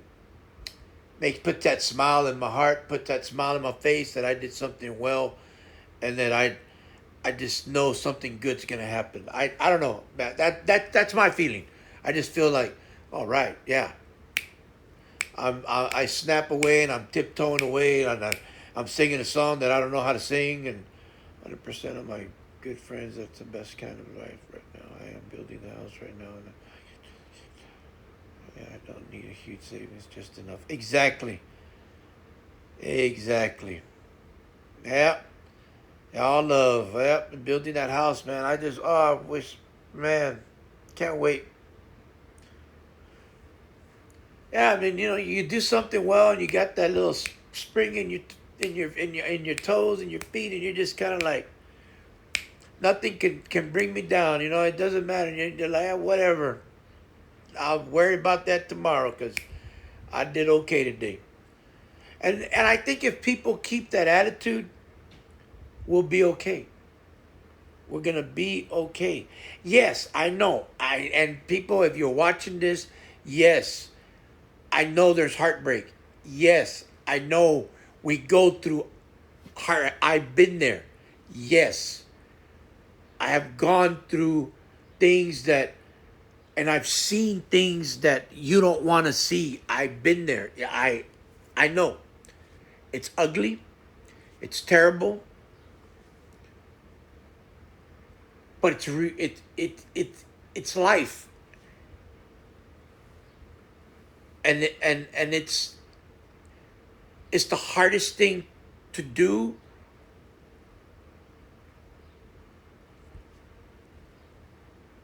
but it's it's terrible. Yes, and and you just got to keep fighting. You got to keep looking and moving forward. I always say the first step is the hardest. You just got to keep going. Oh, thanks for this. Oh, Red, you are. See what I'm saying? Red is one of the best. She's our one of our best friends to my wife and I. Her and my little nephew. He's my he's my nephew. I call him my nephew. He's my nephew, and Red Red is like my sister. So it's just the way it is. Denver, well, my brother-in-law. So, but they're family. Yes, I just said thank you for the sub. I saw the subs. Thank you. Jeez, this woman. What do I do with her, babe?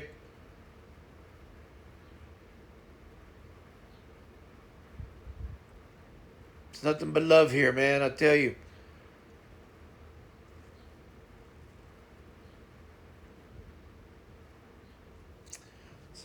A lot of things. I tell you. I don't know.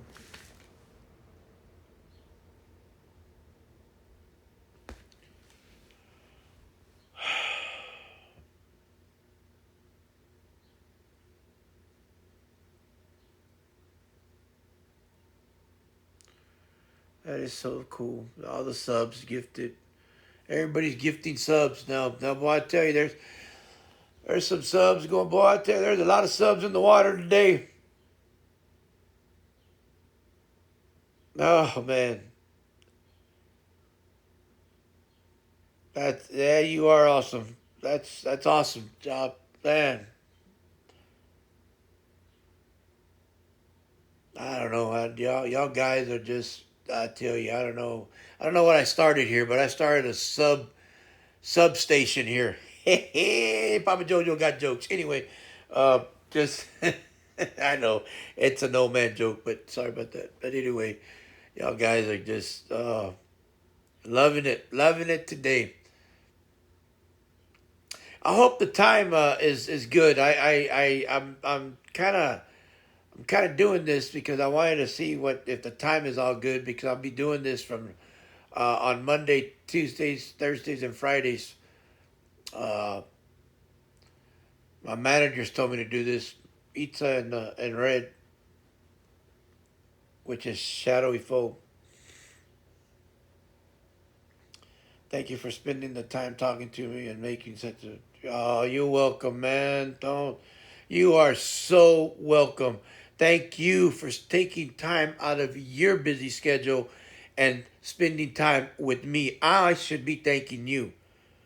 Ah, Shadow, geez. Show love, show love, show love. Gee, look at that. Look at that. Look at show love. Man, one, two, three, four, five, six, seven, eight. Oh my God. Didn't hear you. Thank you for you. Look at that. Look at all that show. Look what. A lot of bits.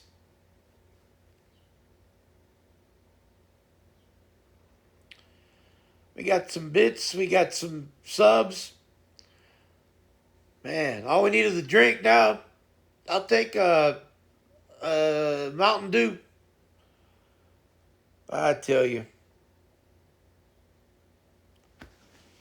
No, man, I tell you, I am so glad. So glad. Wow, that. Thank you for the 13. The 13 bits, man. My dad's birthday's number 13.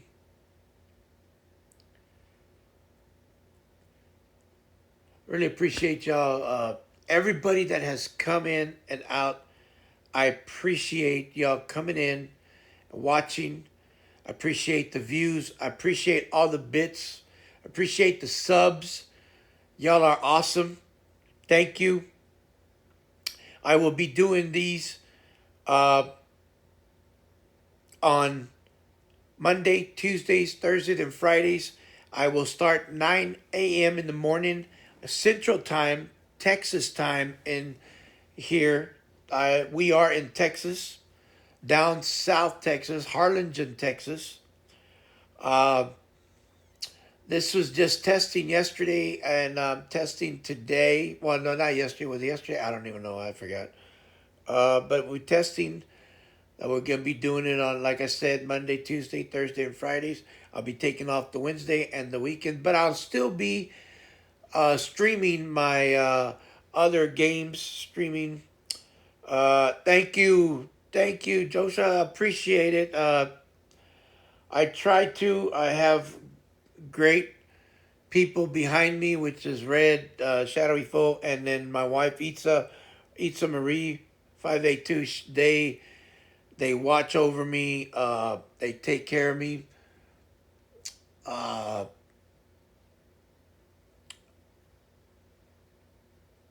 man, I these two girls. They're my, and of course Atlas is my nephew, and then Denver, which is Shadowy Foe's husband. They are awesome people. They're family.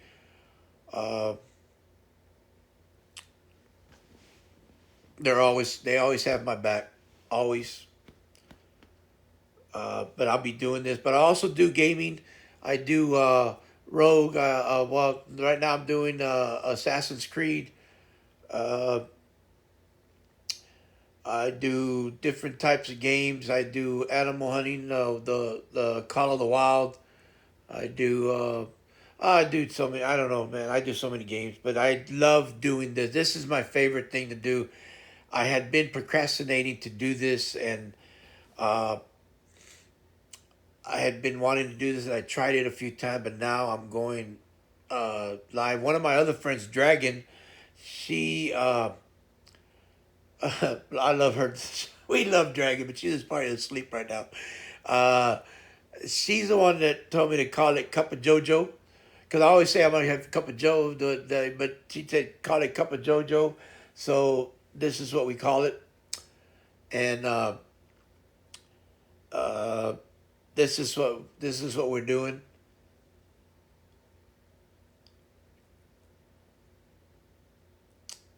So I think it's evening time in Australia right now.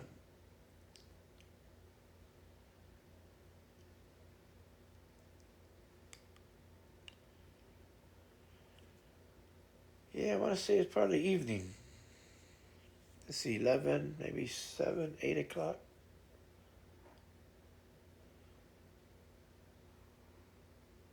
Yeah, thank you. Yeah, there, everyone there. Yeah, everybody here is a lovely group. They make me work. Ah, just kidding. Nah, it's 3:30. It's Saturday morning already. It's 3 a.m. 3:30 in the morning. I have them waking up. I have them already awake at 3 a.m. in the morning. Wow.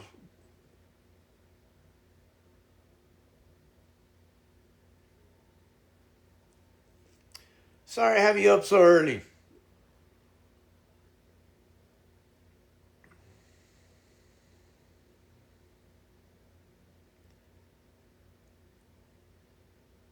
Take a leap.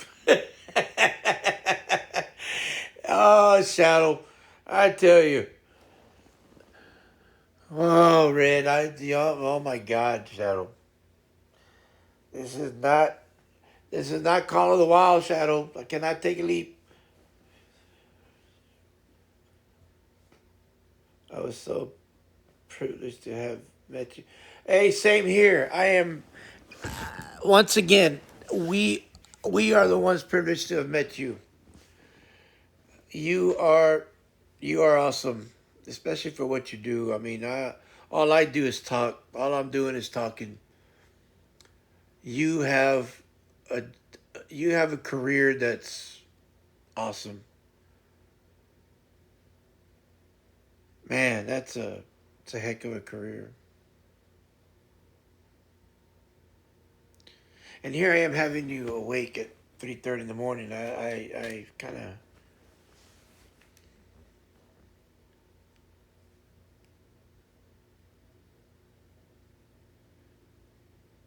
Yeah, I'm really glad you found this stream.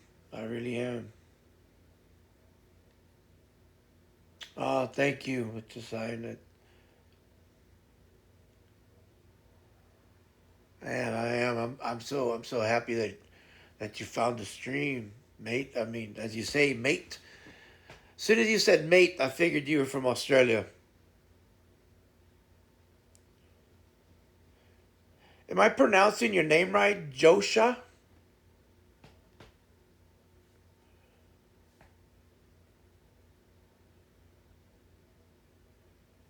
Oh, that's so cool. Man, you're just making this stream a lot better.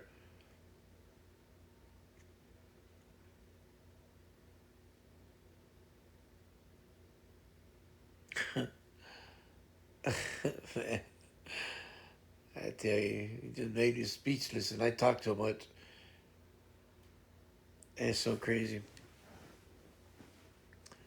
I am wow. Oh Josh. Okay.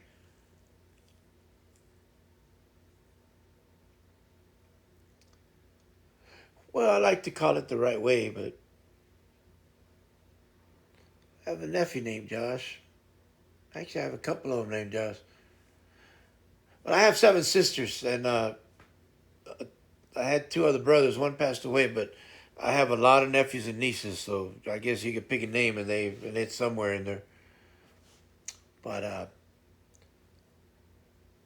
yeah, it's just it's amazing how you, I don't know how it worked. I mean you found this stream, and it's amazing how some people find this stream. Uh, I'm just glad you did. I am very glad you did. I will call you Josh then. Thanks, Josh. Appreciate that. I'm so happy that. Do you work? Do you work today, Saturday, Josh?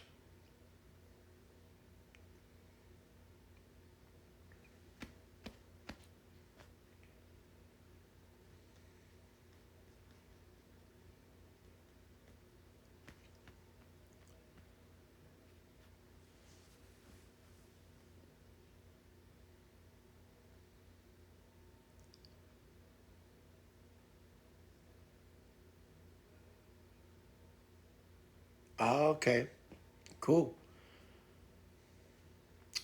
Well, I appreciate that.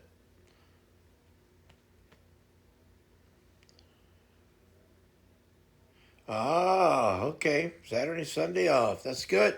Good to know. Good to know. That's good.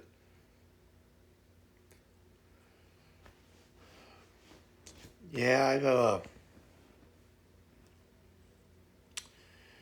Man, that's well, but like we're talking about. I mean, I think people need to understand that we're talking about businesses. We were talking about having a business, and it got to the point to where being an honest person is what you have to be.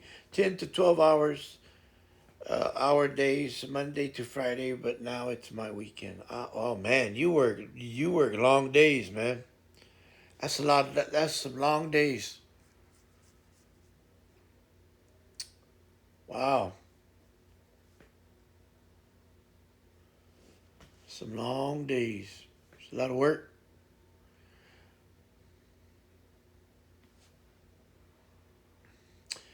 I think. Well, then I mean I remember. Well, military just you really don't have a clock in or out. You just work. Well, we used to have the weekends off, but then things happen.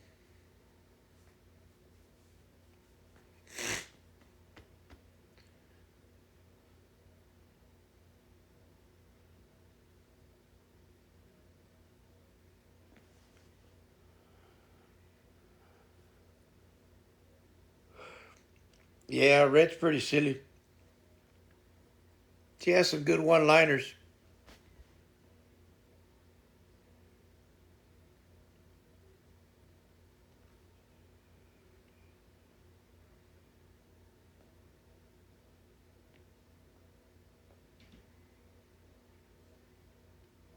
Oh, that's good. Well, good vibes, man. I hope you do get it, man. Good luck with that. I hope you become the boss, and I hope you move up. I hope you get promoted, and I'm sending you the best of luck and great vibes. And I hope let us know. Please keep in touch with us and let us know if you get the promotion. But I hope you do get the promotion, man.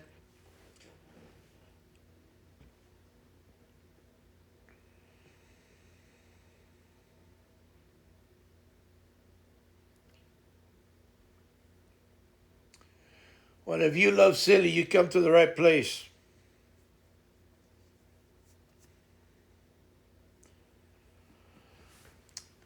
Yeah, we were just like I said, we were talking about businesses. We were talking about positive people. Well, you know that's when you were coming in, and I just feel that being happy and being who you are and quit lying to yourself is what makes a person. Uh, I don't know. People need to quit being fake, and there's so many. There's way too many of them. Oh my God, there's just so many people that want to take advantage of you or a person, and it's like, and you know what the crazy part is that how many of us have seen a good friend or a so-called a person that we know. Maybe he or she's not the best friend of yours, but you know them for a while, and you know that person that they're dating or getting to know or however you want to say it is just there because they're taking advantage of them, and yet it will. Thanks everyone. It will happen. Love, energy, and time to make things happen. Hey, make it happen. That's one of my things, man. Make it happen. That's what I always say. You got to make it happen. You got that right, Josh. But I was saying, I mean, who has ever had? I mean, who doesn't have or who has that one friend that you know is being taken advantage of, and yet we sometimes don't say anything about it. Or we do, but that person doesn't believe you. They think that you're just upset because that person doesn't like you, or that person doesn't talk to you because he or she doesn't understand that that person doesn't talk to you because you know what type of person he or she is, and they're just trying to take advantage of that, of your friend. And I mean, it's like watching a movie that you know that that guy is a bad person, on the bad influence on that one person, and you're like, hey girl, that dude is just no good for you, or hey dude, that chick is just out for your money, or vice versa, the dude is out for your money. He doesn't work, he doesn't do anything. What are you doing? Or she is just, come on, but whatever. And we seem to keep seeing that more and more every day. And you know what? I'm gonna tell you this straight up. This is no hurting a guy's feeling, but there's more women that work, that have more decent jobs. And this, I'm talking about our experience down here where I live.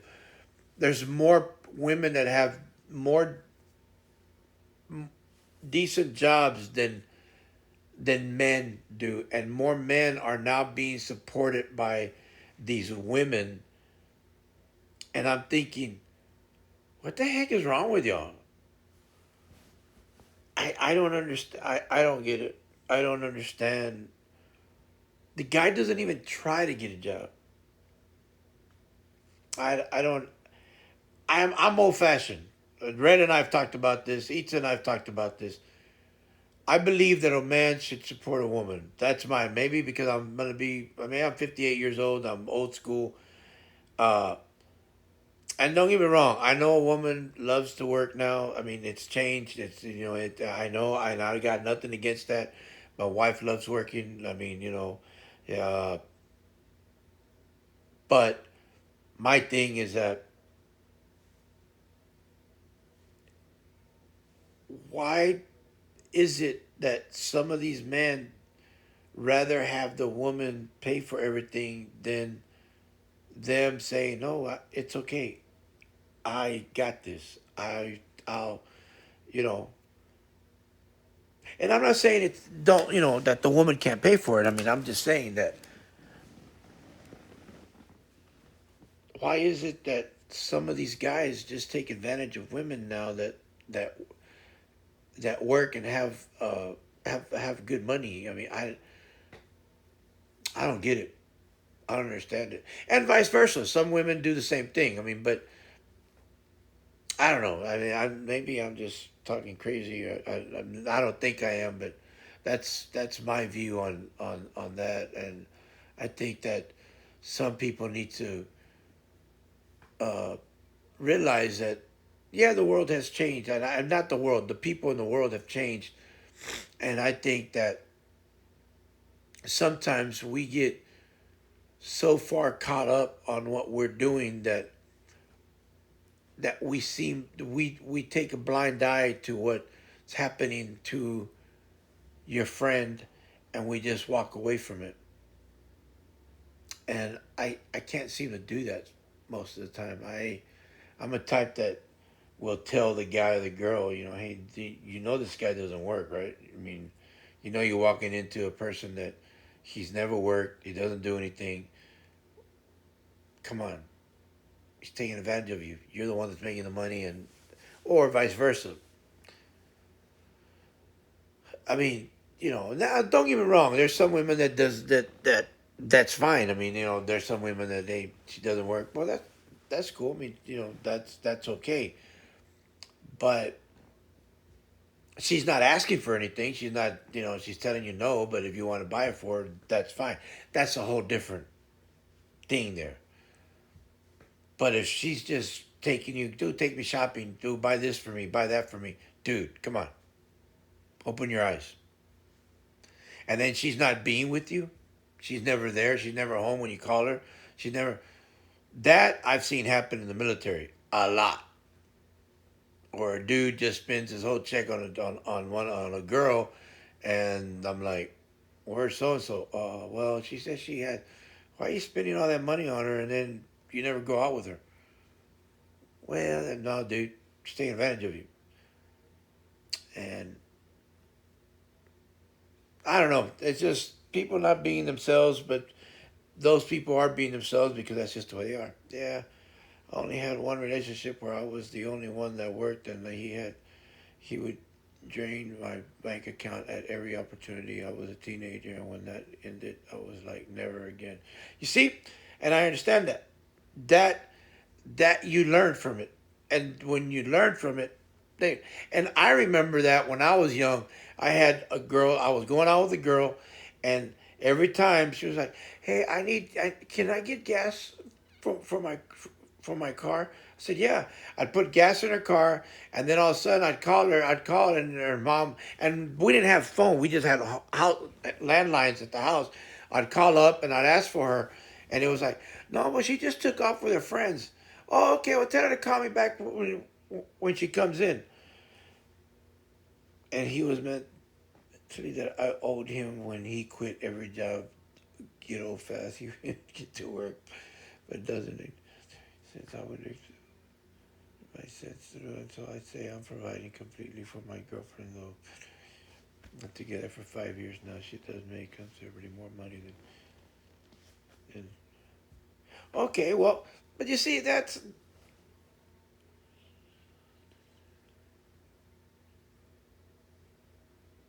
Yeah, but y'all been together for 5 years, though. That's.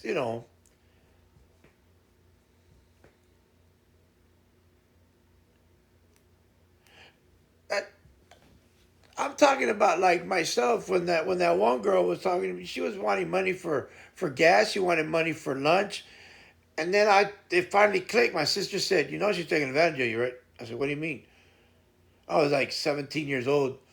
I said, I was working at a store. It's not the same.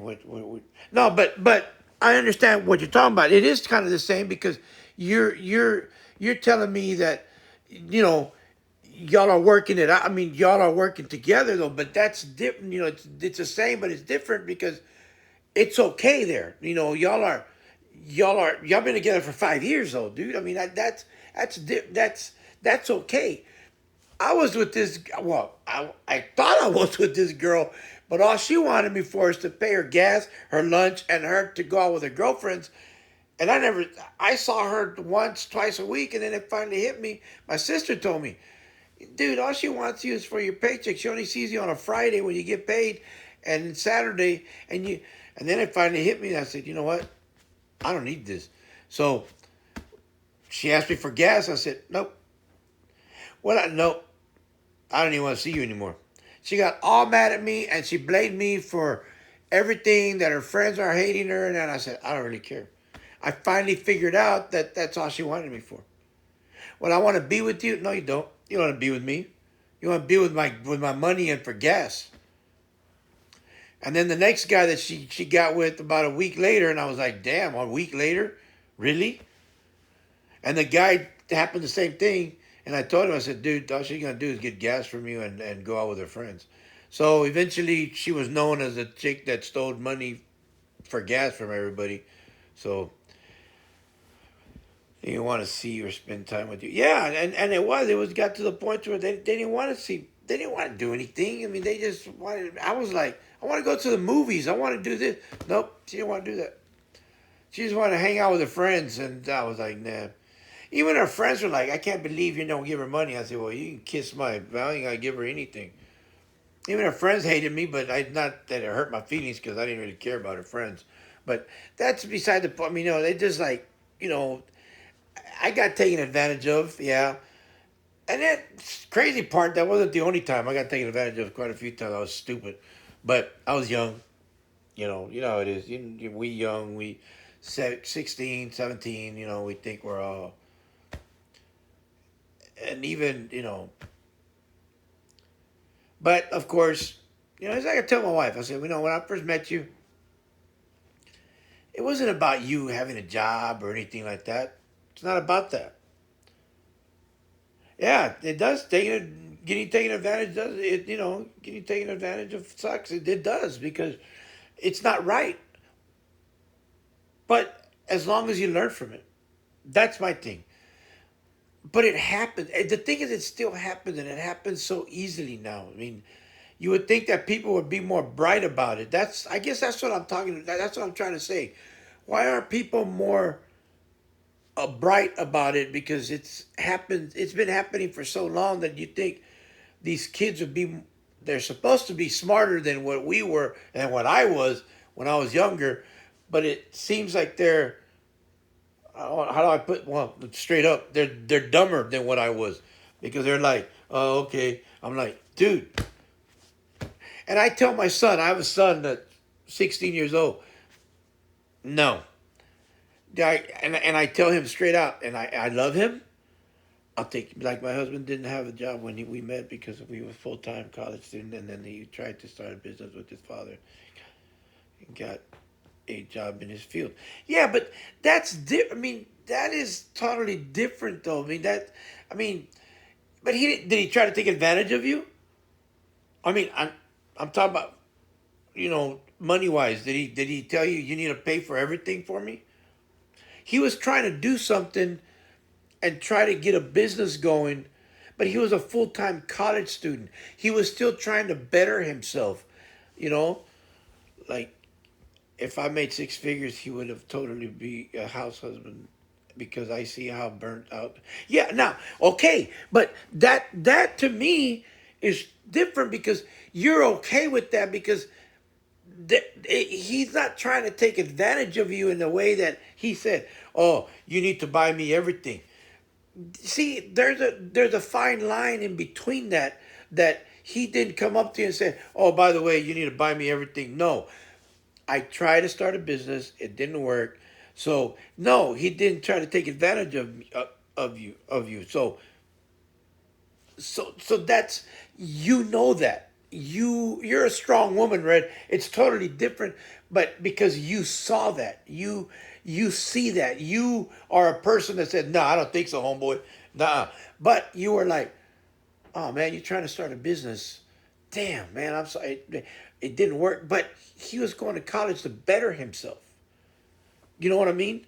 Making a between the bad relationship. Yeah, exactly. You see, so I understand that, and that I'm glad you understand what I'm talking about because it's like Itza. Itza, her and I were talking about this the other night. She goes, "Well, I didn't have a job when you met me." I said, "Yeah, but I wasn't looking for a woman that had a job. I was looking. I wasn't looking for a woman. Period." But it just so happened that I found you and I wasn't looking to say, "Ooh, does she make six figures?" No, I've I found you and you know, but I always joke with her and said I should have taken an application and said, "Hey, how much money you make?" I'm just joking. I'm just kidding with it. But I always joke with her and said, "Dang it, I should have taken that application and said, hey, how much money you make? How many hours you want to work?" No, I'm just joking. But I always joke with her about that. But I always tell her, I said, I didn't look for you to see how much money you made because I wasn't looking for you. But when I found you, it wasn't about the money. It was about how compassionate you were and how you were to me because you listened to me, you talked to me, you and I got along, and we were just friends for about a year, and then all of a sudden we just it just happened. We just started going out. We went out on a date. We went to a movie, and the first movie we saw was 3000, and it was the baseball movie because I was into baseball. She watched it, and she even said, "Okay, yeah, that sounds like a good movie." I didn't think she was gonna go watch it with me. I said, "Yeah, I want to go watch this movie. It's called 3000. It's about Bernie Mac's gonna come out. It's about a baseball player that he's kind of washed up, but he's gonna make it back." And she goes, "Yeah, okay, we'll go with me." And I was like, "Damn, she's gonna go watch this movie with me." And we had a great time watching the movie, and it was a great movie, and it just we just had a good time, and it just happened, and August 19th, 2004, we were dating, and that was it. She put me in handcuffs and she took me over, and it was over. So what do I say? It's a problem. I don't have that in my relationship now, whether it works or not.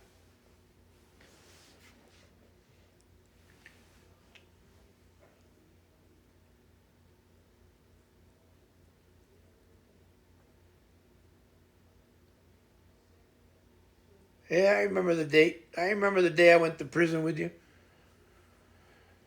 What man doesn't?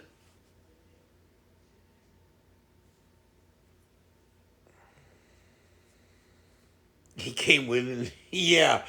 Yeah, ball and chain. I couldn't take it off. I turned myself in. I couldn't make the bail money. She,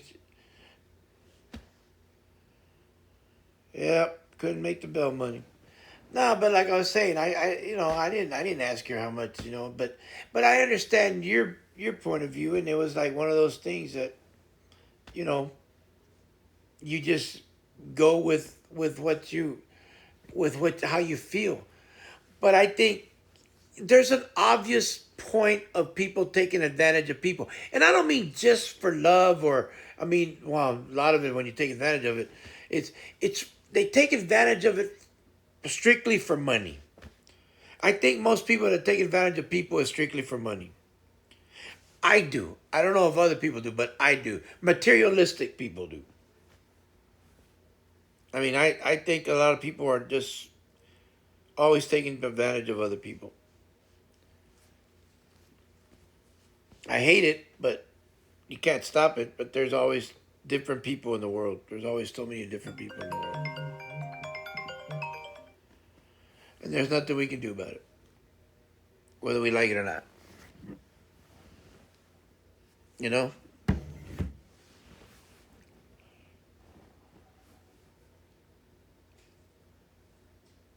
I mean, we can try, but I guess my question was, do you go tell your friend, or do you just let it keep happening?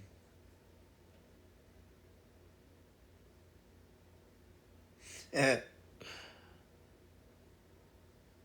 I have it with me, but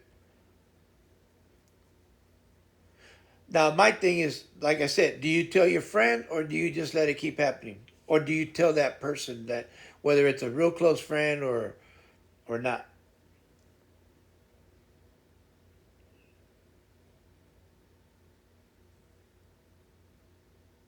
I just let that kind of sink in. Whether you answer it or not, answer it to yourself. Do you, or do you, if it's happening to you, or do you think, you think it's happening to you, do you just try to stop it and say, hey, I don't think I can do this anymore, and walk away?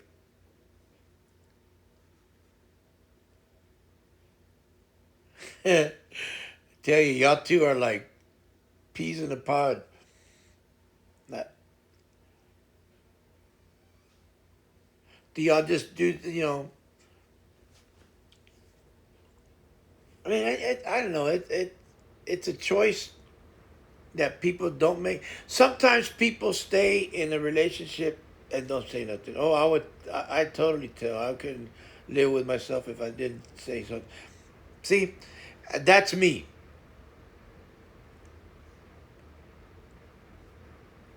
That's the way, that is me, and I am one of those people that I don't, you know. Now, after you tell them, whatever happens after that, that's on them.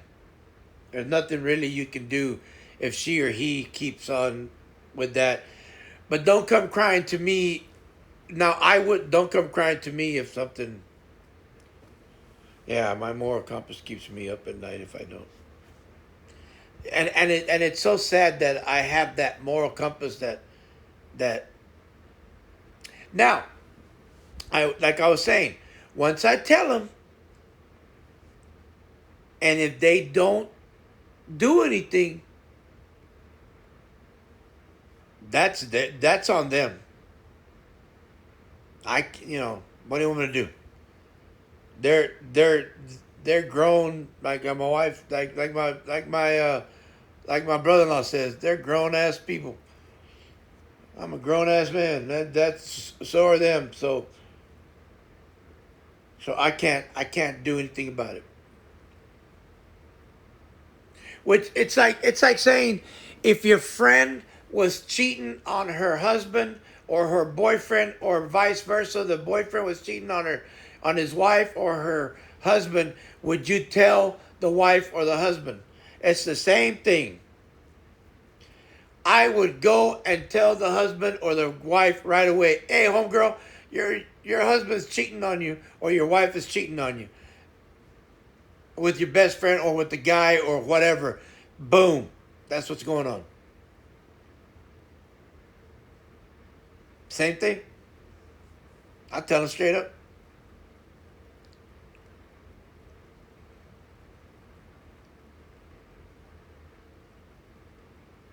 Respect all. Hey, no worries, Josh. If you fall asleep, may you sleep tight. Good night, man, and don't let the bed bugs bite, as they say. And man, I think Australia would be so nice to visit one day. But it's so nice to have met you. Have some good sleep, man. Get some good rest. You do a awesome job. You have an awesome career, and keep doing what you do, man. And have a good night. Thank you for stopping by. Get some rest, my friend. Take care.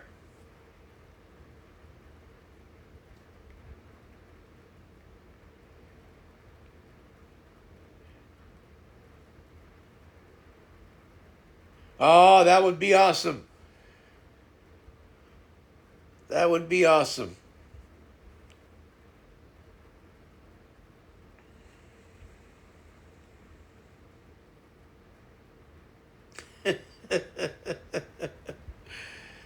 Yeah, Ethan and I would love that. We just have to get a Christian to college, and that's where we're heading, babe.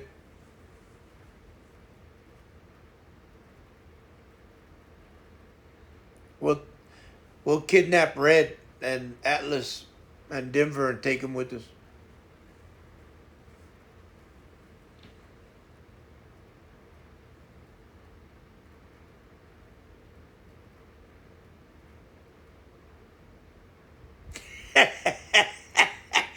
Man, we're trying to get her over there, Josh.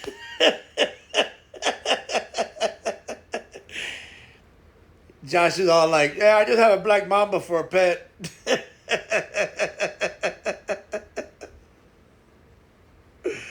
Oh, that's too funny. Oh, that's funny. Hey, have a good night, my friend.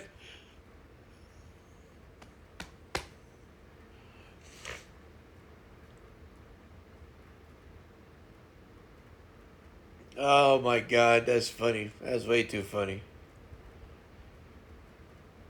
You take care too, my friend. All love back to you, man. Take care of yourself. Love you.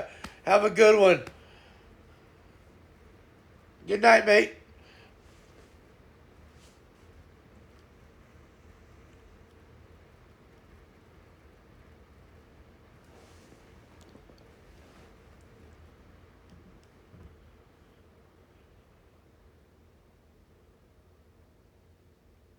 Oh, brown recluse. Yeah, I used to see those in Missouri when I was stationed in Fort Leonard Wood.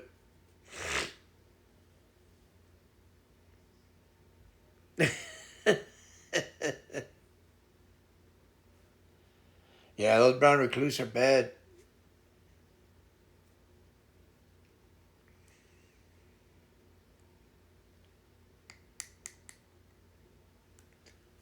Like Bubble Boy. Red. It'd be called Bubble Red.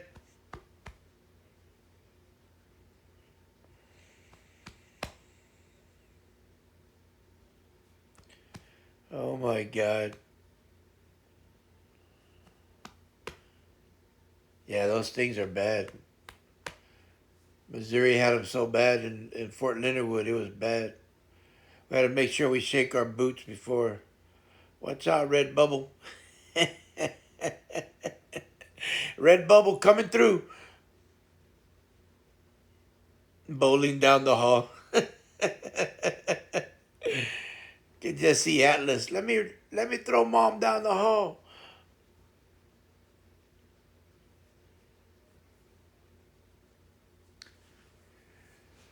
Well, I think we've had a good 3 hours of Cup of JoJo. Me screaming all the way. Here comes Little Red. Here comes Little Red, screaming down the hall. Bubble up, bubble up, bubble up, all nice and tall.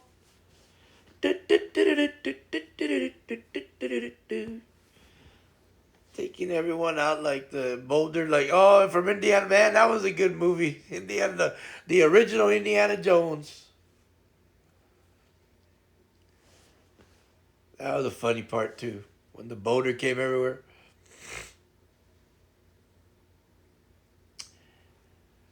Well, like I said, I'd like to take the time to thank everybody, the follow from Josh, the bits from Red, Shadowy Foe, the subs. Oh my God, the subs from Shadowy Foe, the subs from Josh. I'm talking.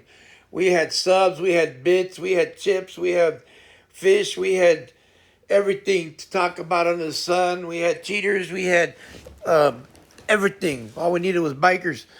But we had everything. We had everything under the sun. Brown recluse. We had mambas. We had we you name it. We had it. Subs for days. We had everything. We had love.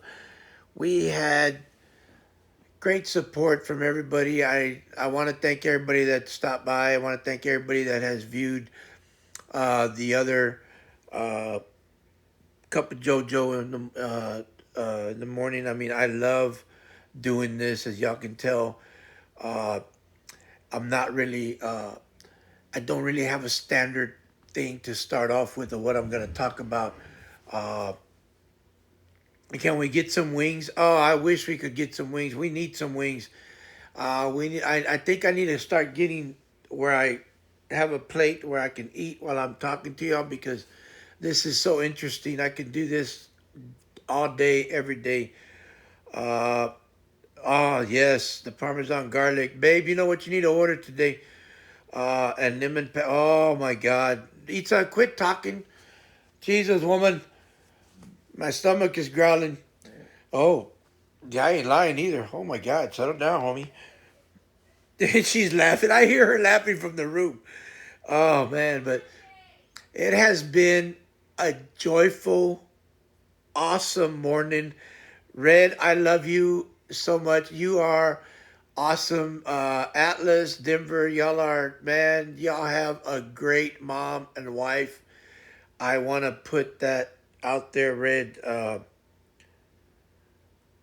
I don't know you like face to face personally, but ever since I have been streaming, you have been there for me. And girl, there's no words for me to say to you, but I don't know. I could talk to you. I could talk all day about you, Red, and there's not any more perfect words to tell you how much I love you because of who you are and what you do for us and what you do for me while I'm streaming. You are always there for me, and I am really so touched that you're there for us all the time and for me.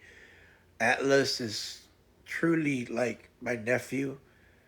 Group hugs, and I mean, Atlas is truly like my nephew. When I saw that fishing gear that we sent you, I told Nitsa I wanted to send him something, and she showed it to me. When she showed me some things, and I told her that one right there, because I know he'll grow out of it quick, but I hope that he holds on to it so that he can grow up one day and say, my Uncle Joe sent me that one day and I had fun with it. And he remembers that he loves to fish every day with his gear. And I hope one day that God gives me the things that I can take him just fishing just one day. That's it. Just one day that I can take him fishing and show him. And I have a rod and reel that I would love to just give him because I think that I know that I can give him the rod and reel just to give it to him.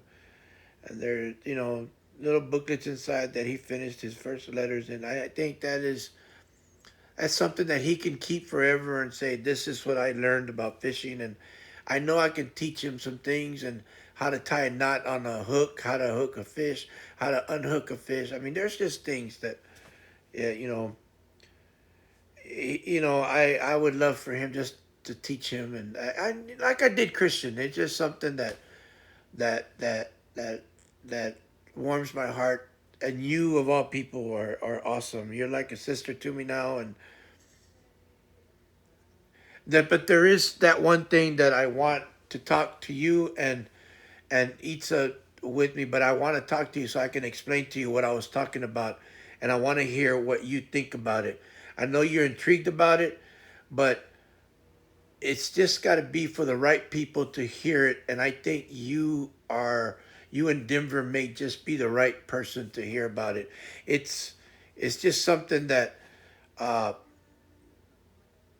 that I love to do, and I think that maybe you can think about what you think. Just to hear it out, and if you're interested, maybe we can all get together and just really talk about what we think about it. But anyway, I just want to, what we can do, we can erase it so he can keep reloading. Oh, that is so much fun. It's awesome. That is so cool. That is so cool. Man, that is so awesome. Oh, man. I think he's going to love fishing. I know it. I know he's going to love fishing. But anyway, uh, when you're not busy, give Itza a text and a night so we can figure out when we should call when we can maybe FaceTime each other, so I can or call whatever, and I can tell you what the idea is of what we're talking about. So if that's okay with you, and even Denver, all of us together, so I can I can pass it to you, and then you can pass it to Denver, or we can all talk together at one time. I don't know. It's up to you. So let me know. Anyway, I want to thank everybody. Thank you for watching. Thank you for viewing. Thanks for all the views. I had 48 views. I didn't think I was going to have that many views. I know to some people, 48, that's nothing. To me, that's a lot. That's 48 people that viewed my uh, Cup of JoJo from, what was it, yesterday, babe?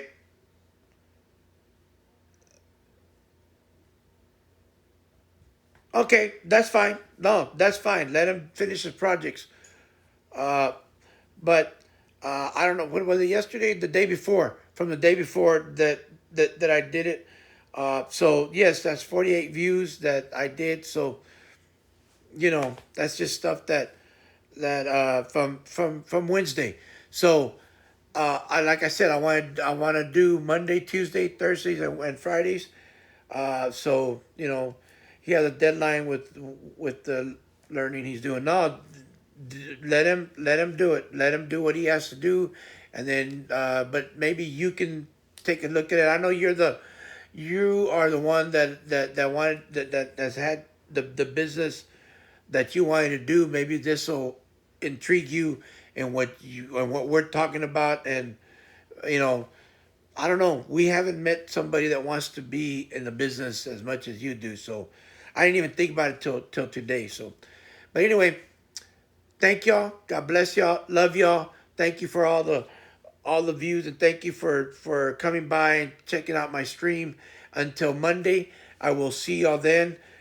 And hey, Taz says blah blah blah blah blah blah. That's how Taz talks, and that's how I'm gonna be out of here. We love you. Take care of yourself. Until Monday morning, 0900. Taz will be here, and this is Cup of JoJo, and we love you. I'm out of here. Take care of yourself. See ya. Bye.